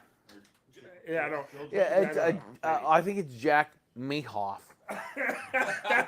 That's definitely the jerky that they own secondarily. I was just taking my Jack. Yeah. Okay. I was jacking. Yeah. Okay. All right. Y'all gotta go to a party. I guess so. Uh, This is so fucking fun, though. Legit, dude. Like is fun. Get in there. Amy's like, come to do this show. Okay. Nick's got a question for you. Oh, No, I mean you. Oh, for Oh, me. bullshit, Nick. if they're getting off. I gotta. We're not getting off. We're jacking off. I mean, we're having Jack Links. Okay. Are you asking me now or? will Jack's we get Links right off. now? Yeah, I mean, Okay. Tell me what you got. Oh. Oh God, he shows on Jack me off. Jack's Links jerky. Sorry. driving down the road, Yep. someone pulls up, tries messing with you, road rage, whatever. You Okay. have to pull your gun out in traffic. No. So everyone in that entire traffic jam just watched you shoot somebody in the face. Okay, No. so I'm gonna repeat what he said because I'm not sure that people heard him. Right. Let me still that microphone. He asked if you're driving down the road, you've got a situation where you're angry at another driver. There's a little bit of road rage happening. Dude, I'm from Massachusetts. I am angry at every fucking driver there is. Jesus fucking Christ. I am pissed at the people that are doing the fucking speed limit. But he asked if you pull. Massachusetts is not a state. Massachusetts I know, right? is not a state. David, This segment is brought to you by this whole room Arrowhead has gone Water. to hell. No, so he asked if that happens, and Oh. you pull out a firearm. Are you asking if it was in self-defense? So someone else pulls a firearm. It is. No, I'm saying you're doing it in self-defense. Yes. So like out in traffic, someone tries robbing you, someone tries attacking you, and you're a woman in traffic. Okay. You shoot him. Right. Somebody sees it. You guys go, well, do I jump in or not? But there's a lot of civilians who are going to try and jump in, just like in fights. So you have to deal with that as a civilian too, not just walking away. When you pull your gun out and shoot somebody, what if a bystander just saw you shoot somebody?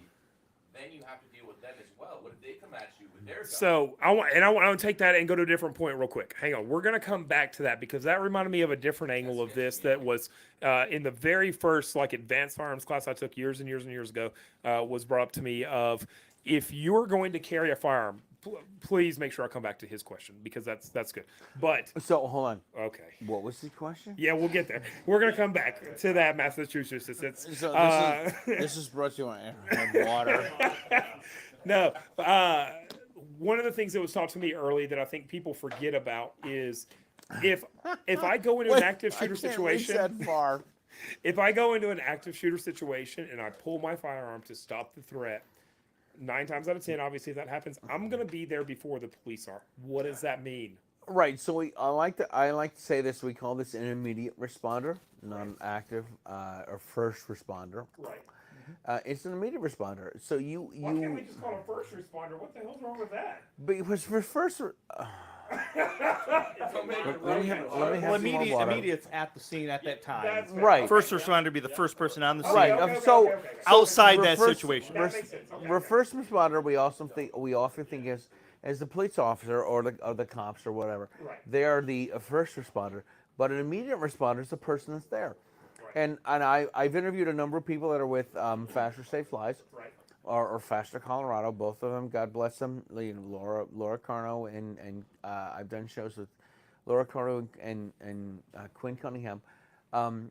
They are the immediate responders because they're the people that are there when bad things happen. Right. That makes And I like to tell people this: when the police response for time, Jesus, sense.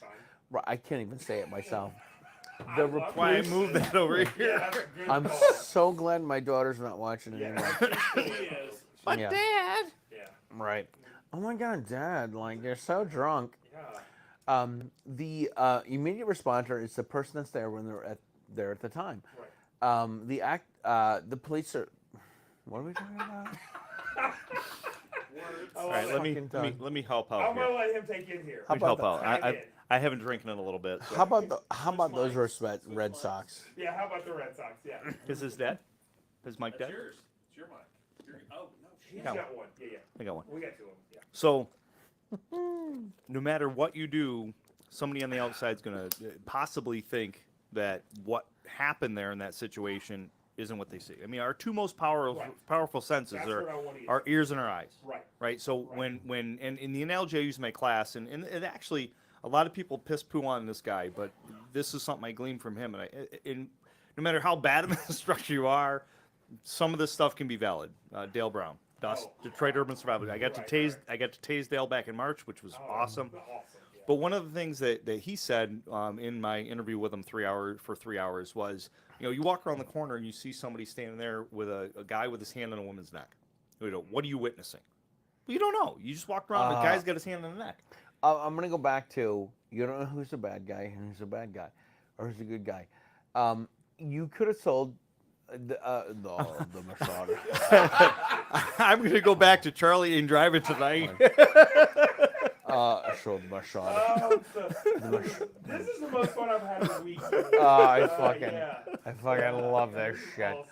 So, the Masada story is you don't know who the bad guy is and who the good guy You is. don't know who the bad guy is, who the good guy is. And there's a good chance. that But if not you the bad pull guy, the good guy. the good guy. But the instructor that I sat with first, what he told me was like, if you're gonna go in and stop an active threat because you're already on scene, so you're the immediate responder, right? So if you're already on scene, then there's a good chance that when the cops come in, you are the shooter. Definitely. And I think- Look, what it comes down to is this: cops don't know who the bad guy is and who the good guy and it's is. not there. They see. Right. I'm generalizing here. They see a dead guy, Right. and they see someone with a gun. Right. They don't know who the bad guy is. They don't know who the what did I say? Good They guy. don't know who the good guy is. They don't know who the bad guy is. They see a dead person, or they see someone that's not responsive. They don't see this responsible, and they. Go to sleep. I know. Right? I would love to go to sleep right now. Start Jesus playing Christ. lullabies to that, I was supposed to. I was supposed to be at another party 40 minutes ago. I don't think you're going to make it. So there's. How do I? Well, what I really want to know is this: how do I do this show? You do the show every day? Oh yeah. Yeah. Drunk? Sign me fucking up, bitches. Sign me up. I want to do this every show. This is great. This is good. So this is. We're gonna this have is- our own, This is like- Charlie's. Hey, you know, listen, it's self-defense, and his 12-step program. Like Jesus Christ. Amy's got her own perfume. You're gonna have your own alcohol soon enough. This show is actually brought to you by Jack Daniels. Drink responsibly is their title. That Drink can't be it. responsibly. And we jack Right. off. I mean, we have Jack Links while we're eating, Yeah. or while we're doing it. So there's there we two. go. There's actually. Go ahead. You're good. I'm listening. So there's actually two different situations that we've seen in the news recently. Yeah. One is the Florida active shooter at the mall, Okay. where he has his gun out and he's trying to escort people out. He's waving his hand. Cops show up. They see a gun, active shooter call. They shoot the guy in the back. He's an off-duty security guard at a Florida mall. Hold on. Black guy, and he gets shot in the back. Well, first of all, what's that have to do with race? Fuck you. Second of all, why does no it? response, Right, yeah. right.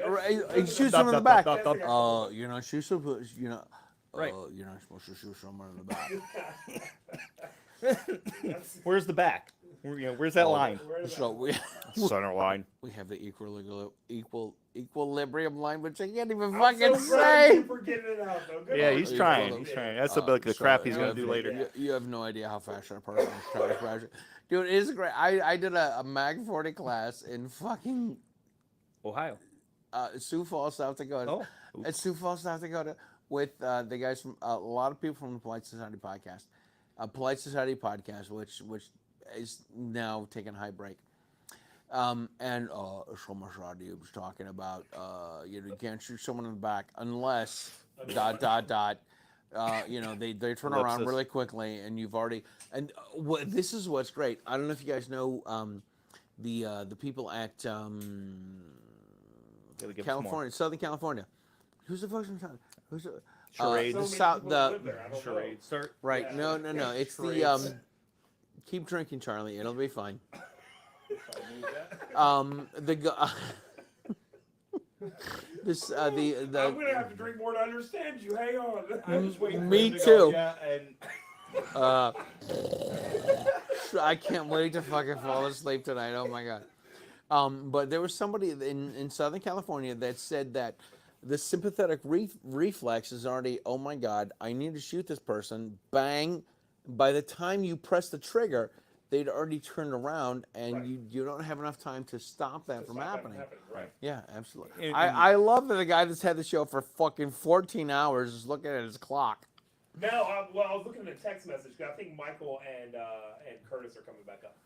Oh, What? right. They've already gone to Pincus's party and return. and come back. Yeah, Mm. yeah, I know. Now, this is where it's at, though. Pincus should come here.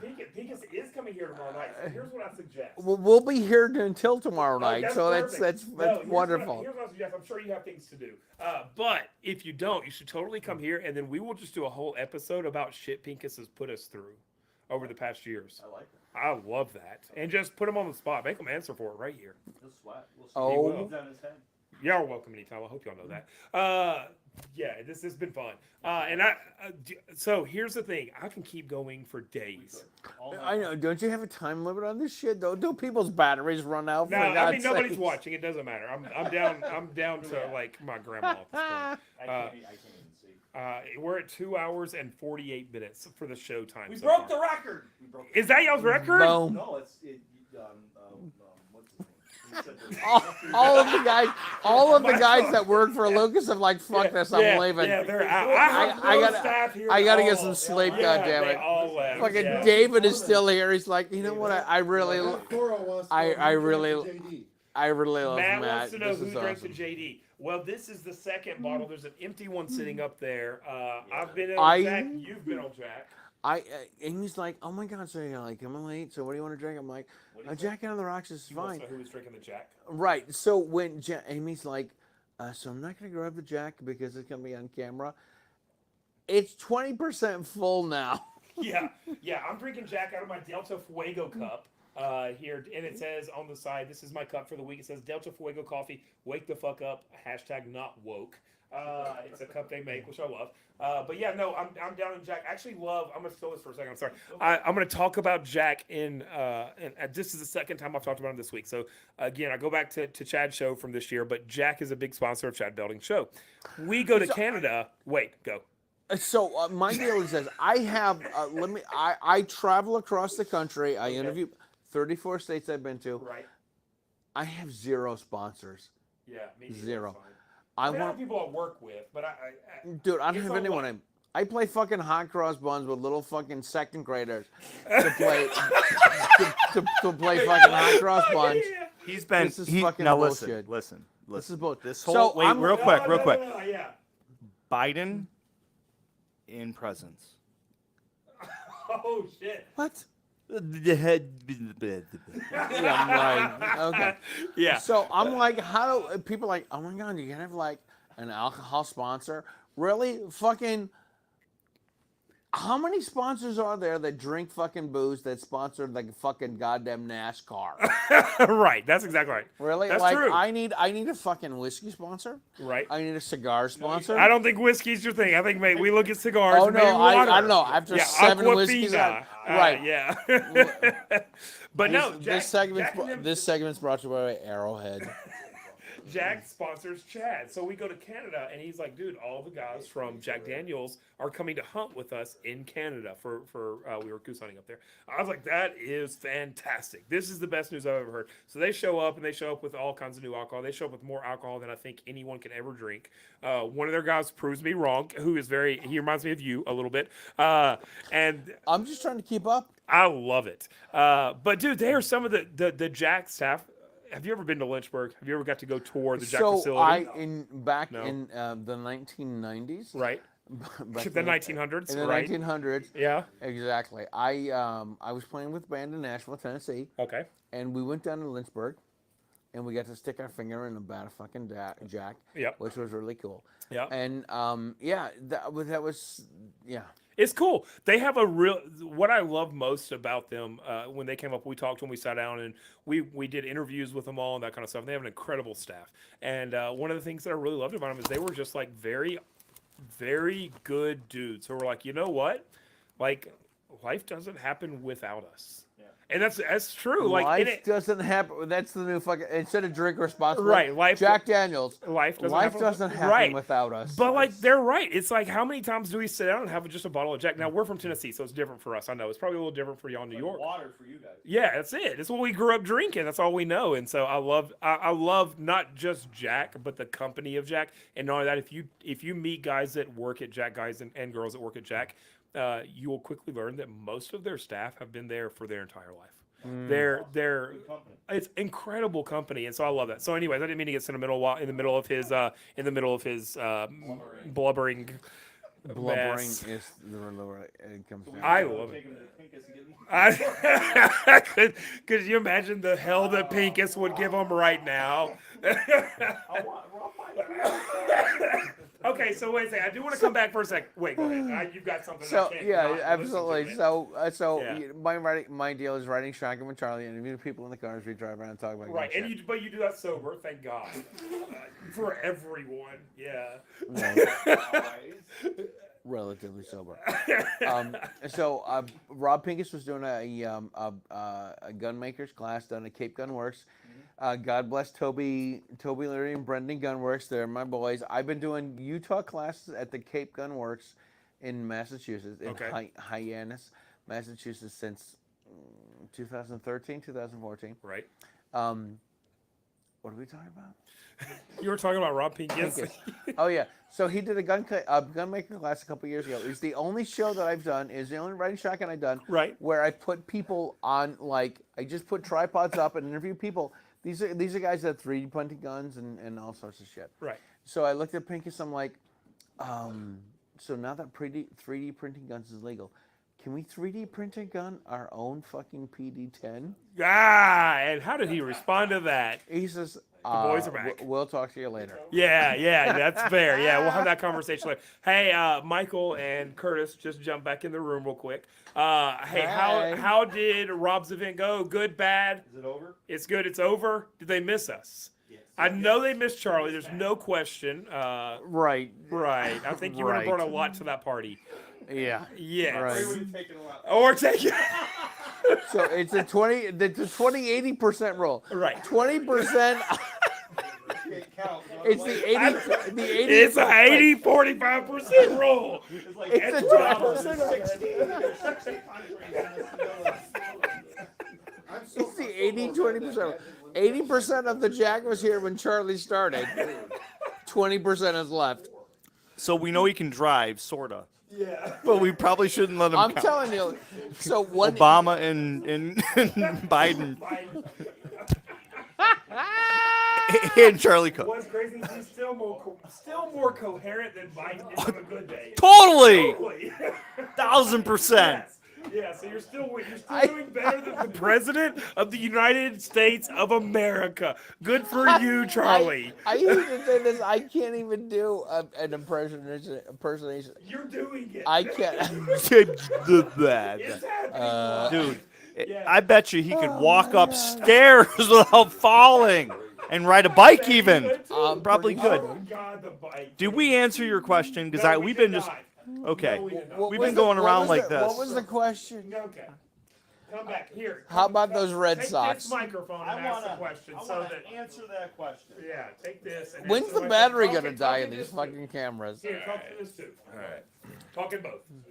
So, when you're driving down the street and someone's mad at you, you cut them off, you did whatever.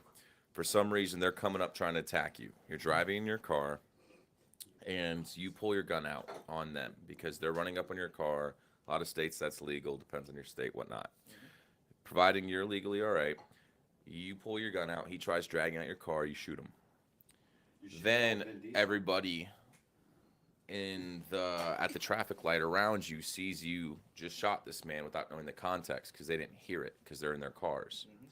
How many of those guys have concealed carry weapons? How many of them try and step up and stop you?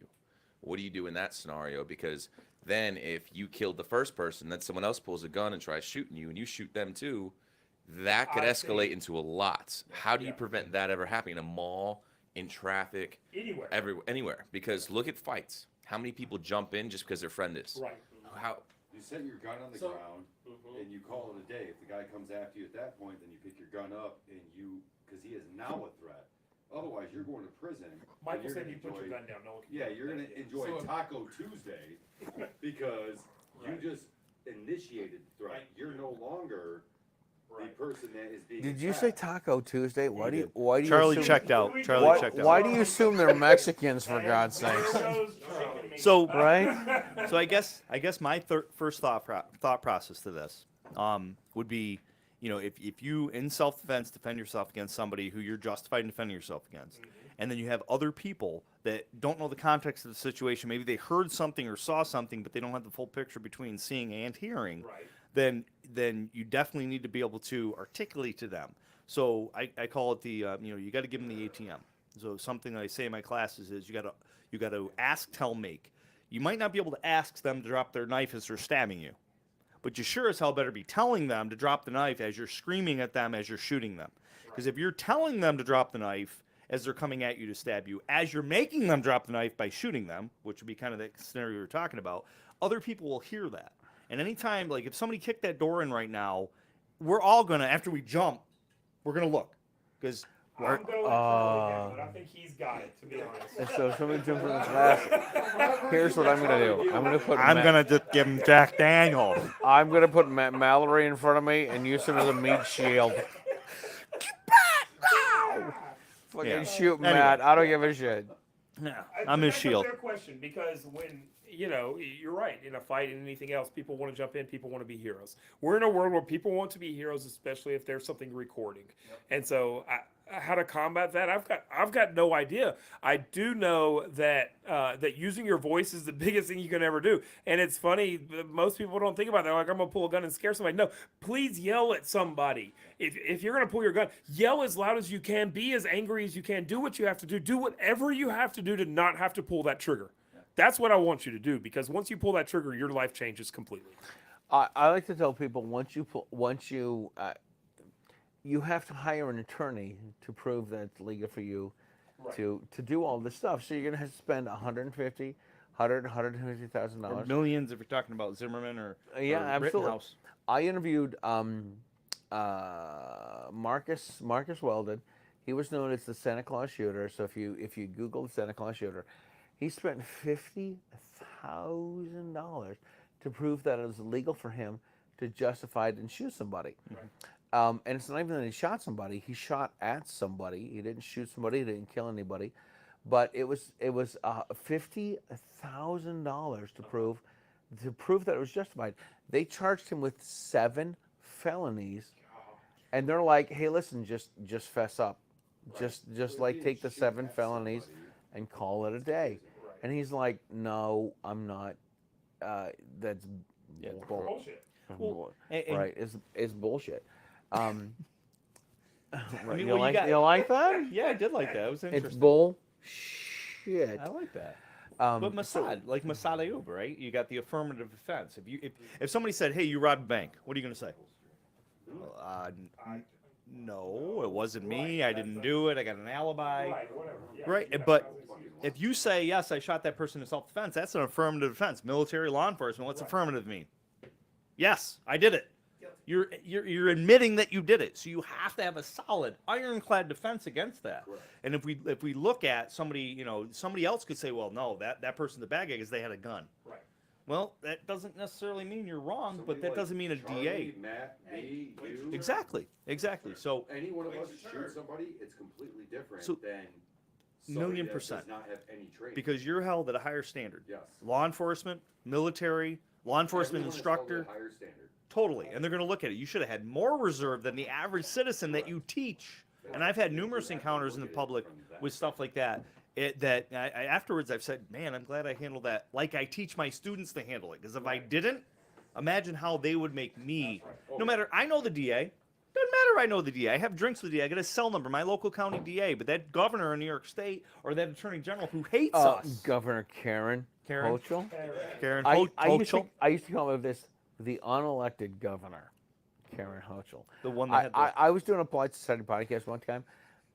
Paul Lathrop, who's a very good friend of mine, we were doing this thing called the Daily Bullet with a Polite Society podcast. He went through 27 different things. Like and here's the funny thing, he kept the camera on me as he listed all of these things, and I'm like, Because you're awesome. right, do I follow the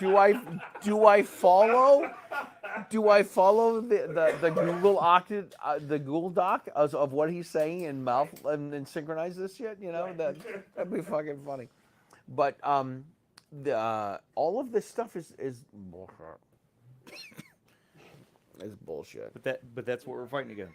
We absolutely We're are. fighting against that stuff where you have like the four horses. I talk about the criminal, civil, mental, jury, public opinion, and then even on the criminal aspect, you've got the governor that can step in and appoint somebody like they did in the Zimmerman case. Right. You've got federally where the Department of Justice steps in and actually charges the guy in the Rodney King case, where two of the officers are still in prison today from the 80s. I mean, people don't get that. They don't understand that. So back to your thought process on that. In that situation, yes, like Pincus says, do what you need to do to defend yourself, but then you got to be able to articulate and have to answer for what you do. Period. Period. You got to be able to articulate and authenticate. How do you cover your ass? Mossad Ayub. CIA, can you articulate? That's what you need to know.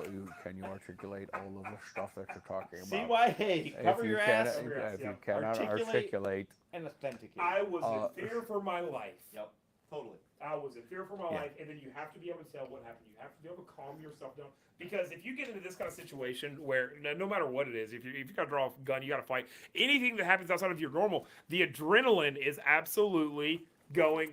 What? No, don't do it. God, I can't. I'm not gonna look at him, Curtis. I can't look at him. I'm gonna look at you, my BBF, my big black friend, or my best black friend. You can call it whatever you like. Yeah. Not that race has anything Race to do with has it. nothing to do with it. Oh, look at that! I put the microphone back on this mic, and it now sticks to our mics. You're welcome. But no, I think. I wish you would have figured that out 2 fucking hours ago. Jesus Christ. Okay. Oh, touching? Yeah. Yeah, you can do it with yours too. You can just stick yours right up there. But no, you've got to be able to walk yourself through what's going to happen. You've got to get through the adrenaline rush that you're going to fight with. And that's the one thing I feel like we talked about it last night. But like adrenaline controls everything that happens in that situation. You have to be able to control yourself, bring it back down, because what the police don't want to hear is somebody that sounds like Charlie at a fucking crime scene where they walk up and they're like, oh, yeah, everything bad happened. And I don't know. It's just they came up with a gun. There was an old one. There was a, yeah. And there's weird impressions and shit happens and shit gets weird, right? That's Listen, not. I had no idea what was going on. There was nothing wrong with anything. This was the best crime ever. I'm telling you, if there were crimes, this was the best crime ever. This was the best one. But no, but there is going to be a body cam. Something is going to record that. They're going to use that in court against you, period. And so not only that, but then I still think when you talk about the pyramid, the fourth is your biggest one. That public opinion is still the biggest one that affects people today, because you at some point, no matter what you get, if you get 20, if you get nothing, you have to go back out in public and you have to face that. And you look at the what's the girl's name that just got out of prison for killing her mom? What was that girl's name? There's big headlines everywhere. I can't remember her name. It's so big we can't remember it. Yeah, what was her name? Rosie, yeah. So, no, not. Wrong woman. But no, Rosie O'Donnell. but we saw with her. She spent however I think she spent 18. 10. Okay, 10. So she spent 10. 10 years. This shit went away, and on the 10th year, that shit came back. It's going to come back when you get out of prison, no matter what you do. If Kyle Rittenhouse would have got sentenced for whatever reason, which would have been stupid, but if he would have got sentenced, and it didn't matter if he was 25 in, he would have come out at 25, and it would have made every major headline when he came out. You're going to have to deal with the public opinion, and it's going to affect your life in every single way. And so that's a big deal. The public opinion is really what it comes down to. Like you said about, I was teaching. We were talking about George Zimmerman. Yeah.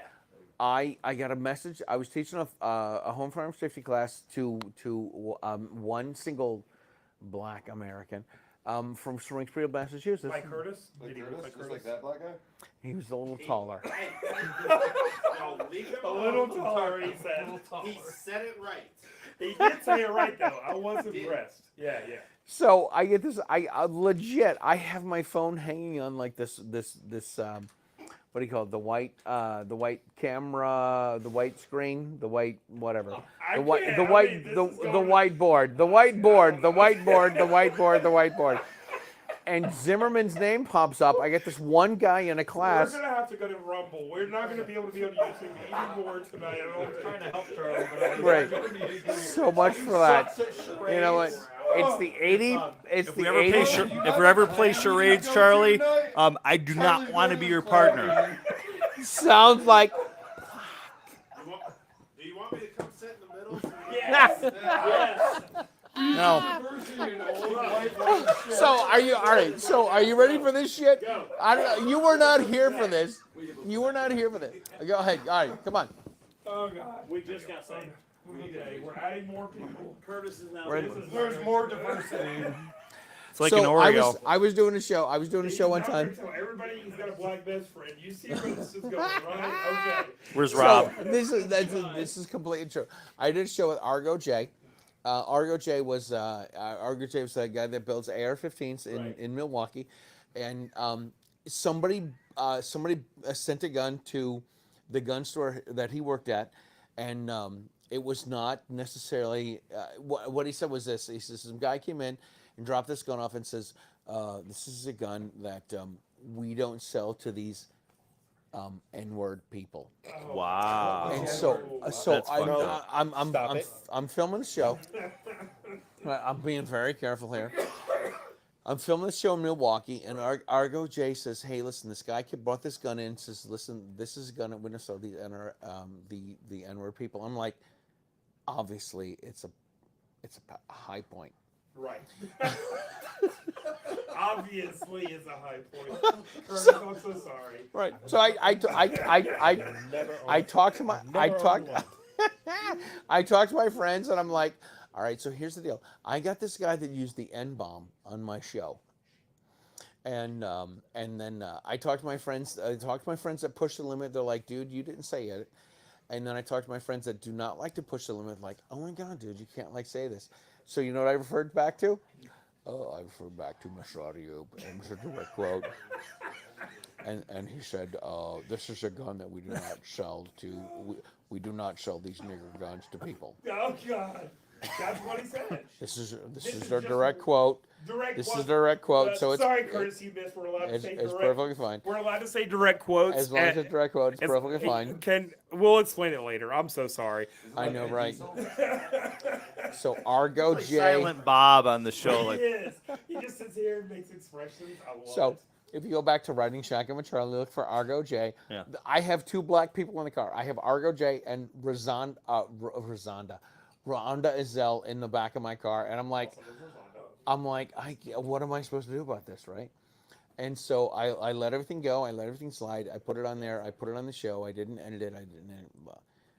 So what are we talking about? I don't know. I have no fucking idea. Rifle, Argo J, Right. So some of our yeah. black friends. So I'm like, this is not my deal. I didn't say the N word. This guy did. It'll be fine. And then this is really what it came down to. I'm like, even YouTube doesn't watch my show to check. My ratings of 2. People watch it. So few YouTube people watch Running Shot. Not even YouTube watches this to see if I'm using the N bomb. You know, it's funny. It's funny you say that because when we were doing some of the lives, people are touching guns like Mike and Britt Lentz and stuff, and I'm like, wait, we're doing live. We can't touch guns. We're like, yeah, but are they really gonna know? I mean, Who watches this show? Yeah, I mean, our whole 5 listeners, Right, and right. All 20 7 of us. viewers. Yeah, We did a show with Gabby Franco. Yeah. It was in a competitive shooter from Venezuela, and I said, listen, you know what? You can't hold the Walther firearm, but I said you can put it behind you on the shelf. Yep. So I'm like, I'm right. So I'm like, I'm gonna take you off the video, right? I'm gonna take you off the video, and you can put the gun on there. And when you're done, I'm gonna put it back up, and you can show it, and it's perfectly fine. It's so fucking rich. Yeah. I think in Massachusetts the way it is, the way they say it is. Wait, come back. What was that last word you said? In Massachusetts, the way they say Okay. it's fucking retarded. Okay. All of a sudden, fucking Macky Mac. Do y'all, Fucking Macky Mac and the monkey do y'all bunch. ever have those shows where you're like, you know what? If they would force this on everybody in our industry to watch, we would be the most watched show that ever happened. I know, right? That's how I feel like this show is right now. Exactly how it is. My deal is this: everybody knows who I am. I'm telling you, Ashley Lubinsky knows who I am. Masada, you knows who I am. All these people know who I am, but I have a YouTube channel. Nobody knows. Nobody fucking knows. Nobody fucking Wait, knows. I've got a question. Because how does Coleon get away with all his gun handling stuff? he's really white. So am I, but what's your point? So, a whole uno momento, por favor. Have you seen Coleon without a hat? No, He's bald, isn't he? You haven't.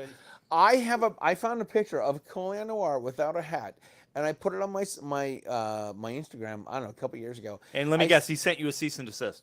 He did not send me a cease. This would have been great. This would have been great. I put this picture up, and the comment, the stuff I put on Instagram is, I used to think the people that watched Superman and didn't know the difference between Superman, Clark, and Kent were fucking retarded. Those were not the exact words I used. But I'm like, I put a picture of Coleon Noir without a hat on, and I don't take this. Don't drink. You ready for this? He should take his This own is advice. shocking. This is He shocking. should take his This own is advice. shocking. That's great advice. You ready for Tell this? us more. Yeah. He looks like a black guy. And I put the picture of him with a hat on, and I'm like, it looks like Coleon Noir. I'm like, you don't know the difference. It's like Superman and Coleon Noir. It's Superman, Coleon. When Superman wears glasses, you have no idea he's Clark Kent. When he takes the glasses off, he fucking gets a curly Q.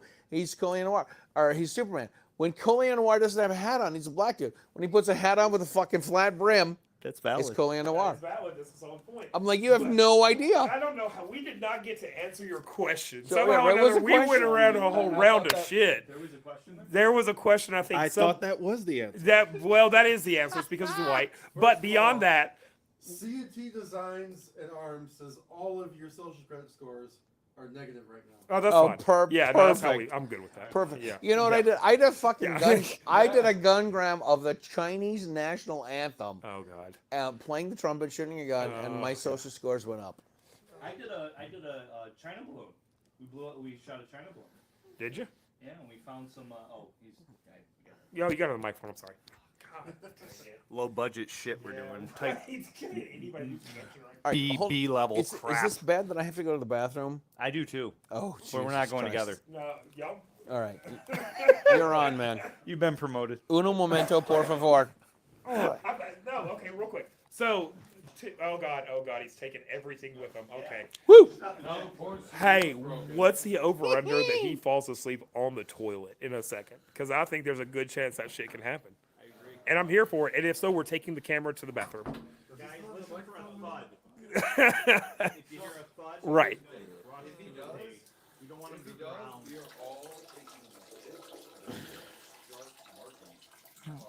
How apparently you should go with him. Yeah, Sharpie. Big dick on his face if he does that. I agree. Okay, I want to talk about that for a second. It's interesting because you're right. When we talk about YouTube and what people can get away with, why can people get away with stuff? And I mean that. And I've wondered a lot if YouTube, if there's an algorithm that lives in YouTube that says, you know what, they're breaking the rules, but we're making enough money off of advertising. Breaking news. He has the microphone with him. Oh my God! That's amazing. Can you hear him? He's taking a dookie or is he going piss right now? It's number one. It's a number one. Confirmed Okay. number one. So somebody want to go knock on the door and say, "Hey, Charlie, Let's not tell him till he gets back. Go we tell got him. some ambient noise out here that we want to get rid I of." really want to get his response when he gets on a microphone, so let's just wait. Let's and just sit here pretend and it didn't happen. let's just sit here and watch him as he comes out with just like. Charlie Cook just had a hot mic moment. He had a Biden moment. Yeah. Oh, he did. He had a Biden moment. Yeah. Hey, ice cream? Hey. tell me something real quick. How did your number onesie go?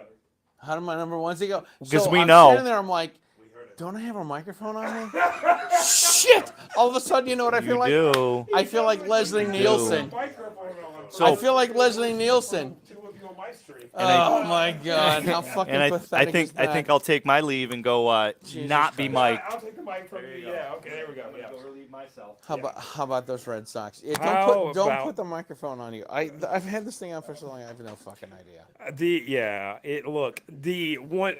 My ex-wife, we were I used to shoot weddings back in my early days of my production company. I used to film weddings. God, leave it to this guy. So used to film weddings, and we put a mic on a groom. I went to the back. I was monitoring audio. The groom then looks at his best man and says, "What my ex-wife, but at that time my wife was working with me, and she was a camera operator. She's like, he said, I'm gonna tell you something. I'd take that camera girl to the back and I'd do some nasty things to her. And I'm sitting here listening on the headphones, like, oh God, I don't know what to do now. But also, if I would have known now what I knew then, I'd be like, bro, take her, please. She is yours. Yeah, take it right now. I legit, like, I'm halfway through a and I'm like, this feels like Leslie Nielsen. Do I have a microphone? I'm like, shit. Fuck. I'm so glad I don't have a prostate problem. I'm just glad it was a number one. Legit, I'm like, how long has this show been going on? Don't they have batteries that run out? Jesus I was Christ. constantly trying to figure out how to mute it, and I couldn't figure it out. No such luck. No such luck. No. And when he says he figured out how to mute it, he looked at it, saw it was recording, and looked at us and said, guys, it's recording. Too late. Too late. It's So, too late. yeah. Nothing we can do about it. So I was hoping you'd have me back on the show sometime, but No, we so are. much for that. As long as you don't, my rule is as long as you don't go number twosies with your microphone, it's okay. Right. So 'Cause you're that's still the good. line. That's the line that you That's the draw. line. That's the So- line. Right. Yeah. Oh my God. Oh God.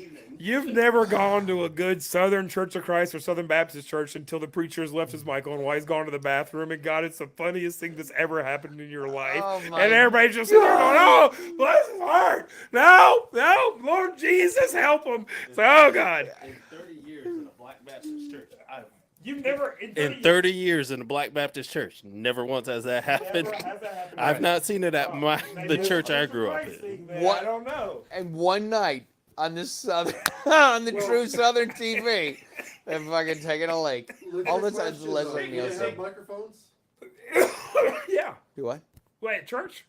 Yeah. Yeah. That's what I'm saying. They had a wireless mic on. So they would leave their mic on and go to I've been bed. to churches where there was no microphone. Oh, yeah. Well, I've been to at a few that of those. time, I'll admit, he didn't have a wireless microphone. Yeah, It well. wasn't until I was like in my 20s plus, as that church started to grow into a mini mega. How church. many people went to that church? Like as a kid? As a kid, Yeah. it was roundabouts 250, but by the That's time I not graduated, church. Right. By the time I graduated, so that chapel could hold 500. Okay. It was full and overflowing. Oh wow. And then they ended up having to build. Well, they built a new cathedral that could Right. hold. Oh, I want to say 1,500, but Golly. it's way more than that. It's actually way more. No, so I grew up in a church that had 100 people, and you know it was the typical Southern church. If you've never been to a typical Southern church, especially in the Baptist Church of Christ, United Methodist, what happens is after the preacher gets done giving his sermon, he then goes out and he stands at the front door and waits to shake everyone's hand as they walk out. Right? No, you gotta do the call of Christ. Well, you got to do the altar call, but it ends with them going to the front door and they shake everyone's hand on the way out, and you're supposed to come by and say, "Hey, great job today, preacher," whatever. But what would happen every time is our preacher would have to piss, so he'd do altar call, then he'd run to the bathroom real quick, and then he would come back to the door. Well, half the time he forgot to turn his mic off. So in this little church of 80, 90 people, we get to hear the pastor pissing about every 3 weeks. It was that's really awesome. a neat experience for us. It really helped us grow closer to Christ. I'm sure it was. It was a very spiritual moment. Yes, sir. Question. Answer. Why do you piss on the floor? Why did you piss on my floor? Well, It had it well, coming. I stand back. It had it Kinda, coming. There's water on the floor. What are you talking about? No, I cleaned it up. We're just saying that. He it's cleaned not it up. water, You're it's good. pee. That's fine. Okay, look. So, are yes. you ready for this shit? Oh God, here So we go. yesterday, range day. So How about to I say know- you can come back, Matt? We're supposed to be talking about SHOT Show, right? Right. So I'm bringing a couple buddies with me. One guy's a complete training junkie. Right. Like he loves taking classes and all sorts of stuff. And so at one point I was like, "Hey man, I think that's Tim Kennedy." Oh God. And he's like, "Holy shit, I gotta get my picture with Tim Kennedy." And the other guys are shooting. I'm like, "Hey man, Tim Kennedy. Right. Tim Kennedy 10 Kennedy is over there." Way cooler. Yes. And Tim Kennedy, as just as I'm like, "Hey man, that's Tim Kennedy," he walks into a fucking urinal. Right? He walks into the fucking porta pot. Like Walks into a porta pot. Just goes into piss, or Just he goes falls into- into it. Okay. Just goes in. Clarification has to happen.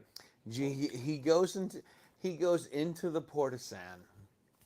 He comes walking out. My buddy's there, and he's like, "Oh my God!" And Tim Kennedy's like, "Oh my God, this is the greatest moment ever. You get to shake my hand," and I just had my hand in my dick. Wow. Or sorry, my dick in my hand. I'll have another Jack on the Rocks. I just had my hand on my dick, and so of course I tell my buddy, I'm like, "Dude, this is your Tim Kennedy dick hand." Did he say, "I'm never washing this hand ever"? He insinuated Your that. production crew's had enough of this shit. I think they're leaving. They're fucking out. This is what I love. Guns.com. Look, y'all, hang on. Y'all probably need to go to the guns.com part. Y'all should. I don't We want to put should. you on the spot. But I don't this know is that the- you should. Let's back up. I think you should. Are you going to Guns.com? We got passes, and that's a fun part. My buddies are supposed to. This is All right. a fun one to be at, but there's no harm done because I know you also have other heads you need to shake. You have an extra pass? There's other hands. Extra pass. Do you have an extra pass? I have a laptop that could give you a pass. There you go. I feel like we should all go. We Here's should what all you get need to do. drunk and go to guns.com party together and just keep. We'll just not stop. Too We'll late. take that iPad with us. We'll take your crew with us. We'll take this I on the like to road. say- This will be riding with Charlie in the Uber. This is riding with Charlie to Guns.com. In the with, words with of our, old with our nigger bastard. great black Nigger friends. All right. It's a direct quote. It is a direct quote. It's a direct It's quote. It fine. should be fun. Curtis doesn't believe it. It's fine. Yeah, whatever. Curtis doesn't believe it. All right, you know what? For the sake of everyone here and all the viewers, all 6 of them, I feel All like 6. I'm going to wrap this up because there's some appearances. Y'all people know y'all. People don't know me. I'm gonna go right there and go to bed. It's so good. So That's the great jealous. thing about being me. Yeah. So y'all need to go be people that are admired and people love you and shit. Right. Drunk Charlie. Yeah, I was really talking to you. I didn't even know he was listening. So I can't hear a thing. he's not. Yeah, he is. Drunk Charlie, that's what they're calling you. Yeah, I love that new podcast. I Drunk love Charlie. it. Drunk Charlie. It's a Drunk Char- podcast I will watch Driving every with week. Drunk Charlie? That's And money. That's cool. Curtis. All right, listen, we're gonna wrap this up. Okay, guys, thank you. Real life. I mean, I know we've joked a lot. We've had a lot of fun tonight. Thank y'all for being here. This has been a lot of fun. And This is what happens when Amy Lucas says, "Hey, come to this party. We're gonna have you on the show at 5 o'clock." Right. I'm like, I'll be there at 6. right. I'll be there at 6. And this is 2.5 hours later. Yeah, no, that's it. Well, and this, this has been a trial for us this year because, when we're in this industry, we're always trying new things. We're trying to figure out what works and what doesn't. And the one thing that I love podcasts, I love when we get together and we have these really serious conversations about the industry. Those have to happen. But also people never, I feel like, and this was my big thing with this show, is like people never get to just see us sitting back and having a little bit of fun and getting to see who the real we are, right? And who we are every single day. And so that's been fun. I love having Michael and Curtis here with me. Of course, Whit's here with me. Usually Jamie and Amy are here with me. They left. I like your production crew. I love they that- seem like good dudes. I love they that have we a s- chased Jamie and Amy away. completely gone. Right. Jay- Amy's like, "Oh my God, I do this." No, Jamie. So she's like, "I do this great show with this guy Lucas every day. Yeah. 5 o'clock, we have a couple of drinks." And I'm like, "Oh, that sounds awesome." She's Yeah. like, "You should come by." She's not here. Right. She hasn't been here for She is 2.5 gone, yeah. She hasn't been here for 3.5 fucking hours. I'm gonna try Charlie drop. I'm asleep. But this is the best. This is as good as it gets. I mean, it's long days for us at SHOT Show, so getting to come and decompress for a little bit and actually just get to talk and be us, it's awesome. And y'all get to come and drink alcohol and eat chocolates. So chocolate balls, Curtis. Are they salted? And ladies and gentlemen, that's where we end the show. That's how it's so small. That's how you know. So we've had enough here, ladies and gentlemen. Thank you for coming to the show. The one of you that's still here, we appreciate you so much, guys. In all honesty, all joking aside, thank y'all for coming. I mean, this has been cool. Please, if we can ever do anything again, let's do it. Let's have some fun. But I hope y'all enjoy the rest of your week here at SHOT Show. And y'all have fun at guns.com tonight. Hey, Charlie, get it together. Just hit his head. Hey, you're going too, motherfucker. Oh, apparently I'm going too. Yeah. I've only got to do a presentation in the morning at 9 o'clock. As long as I can make it back for that, it's fine. Yeah. All right, we're done. Guys, make sure, okay, real quick, before we go, we've got, tell them your channels and tell them how they can find them. So if you check out Writing Shotgun with Charlie, you can find me on YouTube. You can find me in podcast form. You can find me at Writing Shotgun, WRITING.com. Fucker bought that domain. Jesus, that sounds the wrong one. Writing Shotgun with Charlie at Arm Lifestyle Magazine. You can find me at news2a.com as well. You can find me on Amazon. Not Amazon. What's the one? OnlyFans? Amoland. You can also find it If you want to get pictures of my face. any single clan Jesus channel. Christ. Amoland News 2A, Writing Arm Lifestyle Magazine. Right. They just kicked him off. That's Writing Shotgun with Charlie. That's what you gotta check out. Okay, you're up. Oh, sorry. For the one of my viewers, tell them where to find your shit at. MeetThePressers.com. That links to my training company, PublicSafetyEducation.com, and Meet the Pressers on all the social media. I already have one, Charlie. Yeah, so you can throw it in. Jesus. Yeah. He also makes amazing honey. I don't know if I can. What's that? Your honey is amazing. Oh, honey. Yeah. So I got MalloryMarket.com's our honey and bees. Sweet. Yes, MalloryUnlimited.com links to everything. So if you wanted to do that, yeah. I love that. So make sure you give them some follows. Keep up with them, what they're going on. True Southern TV, make sure you follow us on all the socials. We've got continuing SHOT Show coverage all week long as we're here. I don't know how long Charlie's going to make it. God bless. I don't know what your interviews are tomorrow, but I'm there for all of them because I feel like they are just going to be a shit show. Guys, thank you so much for watching. Those of you that have endured through this shit for the past 3 hours, we love you. We appreciate you. We're done. That's it. We're going to go to guns.com. Don't drink and drive, get an Uber. That's right. Get an Uber. Don't drive drunk. We love y'all. Good night. We'll see y'all next time live here from SHOT Show 2024 tomorrow night at 5 o'clock Pacific Standard Time. Good night. Say bye, everybody. Stay safe. Bye, everybody. Yeah.